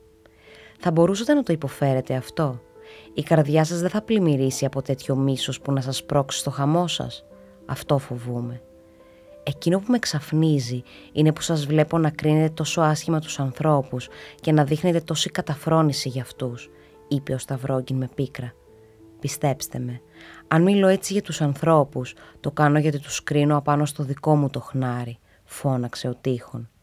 Υπάρχει λοιπόν τάχα και μέσα στη δική σας την ψυχή κάτι που να σας κάνει να βρίσκετε ευχαρίστηση στη δυστυχία μου? Ποιος ξέρει, μπορεί και να υπάρχει. Ναι, μπορεί. Δείξτε μου τότε τι είναι αυτό το γελίο στη διήγησή μου. Εγώ κάτι ξέρω. Θέλω όμως να σας δω να μου το δείξετε με το δάχτυλο και κάμετε το όσο μπορείτε πιο κοινικά, με όλη την ειλικρίνεια που είστε ικανός να δείξετε. Ύστερα αφήστε με να σας πω πως είστε τρομερά πρωτότυπος άνθρωπος. Και η μορφή ακόμα της φλογερής σας μετάνοιας έχει κάποιο χαρακτήρα γελίο. Ωστόσο, μην έχετε αμφιβολία για τον θρίαμβό σας, φώναξε άξαφνα ο καλόγερος με ενθουσιασμό. Ακόμη και με τη μορφή αυτή θα νικήσετε, αν δεχτείτε μόλις σας την ειλικρίνεια, τα ραπίσματα και τις φτισιές. Και το πιο ταπεινωτικό σταύρωμα τελειώνει πάντα με μεγάλη δόξα και μεγάλη δύναμη, όταν η ταπείνωση που έδειξε ο σταυρωμένος τη στιγμή του μαρτυρίου του ήταν ειλικρινής. Και μπορεί να βρείτε παρηγοριά ακόμα και εδώ κάτω. Με λίγα λόγια, το γέλιο το βρίσκεται μονάχα στη φόρμα, επέμεινε ο Σταυρόγγιν. Και στο βάθος, η ασχήμια θα σκοτώσει, ψιθύρισε ο Τείχον χαμηλώνοντας τα μάτια. Η ασχήμια, ποια ασχήμια? Του εγκλήματος. Υπάρχουν εγκλήματα που είναι πραγματικά άσχημα. Όποιο κι αν είναι ένα έγκλημα, όσο περισσότερο αίμα έχει χυθεί, όσο μεγαλύτερη γεννά φρίκη, τόσο πιο πολύ επιβάλλεται και γίνεται, να πούμε, ρομαντικό. Μα υπάρχουν και εγκλήματα ταπεινά, χυδαία, που δεν προκαλούν καμία τρομάρα, που είναι, αν επιτρέπεται η έκφραση, χωρίς γούστο. Ο Τείχον δεν απόσωσε το λόγο του. Με άλλα λόγια, είπε με συγκίνηση ο Σταυρόγγιν, βρίσκεται πολύ γελίο τον τρόπο που φίλησα το χέρι του βρώμικου εκείνου κοριτσιού. Σας νιώθω με το παραπάνω και εσείς απελπίζεστε για μένα, επειδή ό,τι έκαμα είναι άσχημο, σιχαμερό, μα ταπεινωτικό, γελίο και πιστεύετε πως ίσα ίσα τούτο δεν θα μπορέσω να υποφέρω. Ο Τείχων έμεινε σιωπηλός. Τώρα καταλαβαίνω για ποιο λόγο με ρωτήσατε αν βρίσκεται εκείνο το κορίτσι που απάντησα στην Ελβετία. Δεν είστε παρασκευασμένος, δεν είστε στερεωμένος ακόμα, ψιθύρισε ο Τείχων, κοιτάζοντας το πάτωμα. Είστε ξεριζωμένος, δεν έχετε πίστη. Ακούστε, πάτερ Τείχονα, θέλω να συγχωρέσω τον εαυτό μου. Αυτός είναι ο σωστός σκοπός, ο μοναδικός μου σκοπός, φώναξε άξαφνα ο Σταυρόγγιν, με κάποιον μυστικό ενθουσιασμό στα μάτια. Ξέρω πως μονάχα τότε θα εξαφανιστεί το φάντασμα. Ιδού για ποιο λόγο γυρεύω τον απέραντο πόνο. Μη με αποτρέπετε από το σκοπό μου αυτό, αλλιώς θα με πνίξει η ίδια μου η λύσα. Το ξέσπασμα τούτου της ειλικρίνειας ήταν τόσο αναπάντεχο που ο Τείχων σηκώθηκε απάνω. Αν πιστεύετε μέσα σας πως μπορείτε να συγχωρεθείτε μοναχός σας και να πετύχετε τη συγχώρεση αυτή σε τούτη εδώ τη γη με τον πόνο, αν βάζετε με πίστη ένα τέτοιο σκοπό μπροστά σας, τότε τα πιστεύετε όλα, φώναξε ο Τείχων ενθουσιασμένος. Πώς μπορέσατε λοιπόν να πείτε πως δεν πιστεύετε στο Θεό? Ο Σταυρόγγιν δεν αποκρίθηκε. Την απιστία σας αυτή θα σας τη συγχωρέσει ο Θεός, γιατί τιμάτε το Άγιο Πνεύμα χωρίς να το γνωρίζετε. Και ο Χριστός θα συγχωρέσει και εκείνος τάχα? Ρώτησε ο Σταυρόγγιν με βιασμένο χαμόγελο και αλλοιωμένο τόνο φωνής. Ελαφρή ηρωνία υπήρχε στην ερώτησή του. Γέγραπτε, εξακολούθησε. Ως διόν σκανδαλίσει ένα των μικρών τούτων. Θυμάστε, το Ευαγγέλιο δεν ξέρει άλλο αμάρτημα μεγαλύτερο από αυτό. Η μικρή έννοια της μεγάλης μας κουβέντας είναι ωστόσο αυτή, πως θέλετε να αποφύγετε κάθε σκάνδαλο και για τούτο μου στείνετε με ένα παγίδα, καλέ μου πάτερ Τείχονα, είπε ο Σταυρόγγιν με πείσμα και έκαμε να σηκωθεί. Με ένα λόγο θα θέλατε να με βλέπατε να φρονιμέψω, ίσως και να παντρευτώ και να τερματίσω τη ζωή μου σαν έντιμο μέλος της Εδωλέσχης. Και φυσικά να ερχόμουν σε κάθε γιορτή στο μοναστήρι σας. Όμορφη μετάνοια, μα την αλήθεια. Ωστόσο, σαν καλός γνώστης της ανθρώπινης καρδιάς, προμαντεύετε σίγουρα πως έτσι θα τελειώσει το πράγμα. Και άλλο σκοπό δεν έχει βέβαια η κουβέντα μας παρά να με πείσετε λιγουλάκι για τα μάτια. Αφού έτσι κι αλλιώς, εγώ άλλο δεν γυρεύω παρά να πιστώ. Σωστά δεν μιλώ? Όχι, δεν θέλω αυτού του είδους τη μετάνοια. Ετοιμάζω για σας άλλη, εξακολούθησε με θέρμιο Τείχων, δίχως να δώσει καμιά προσοχή ούτε στο βιασμένο γέλιο ούτε στα λόγια του Σταυρόγγιν.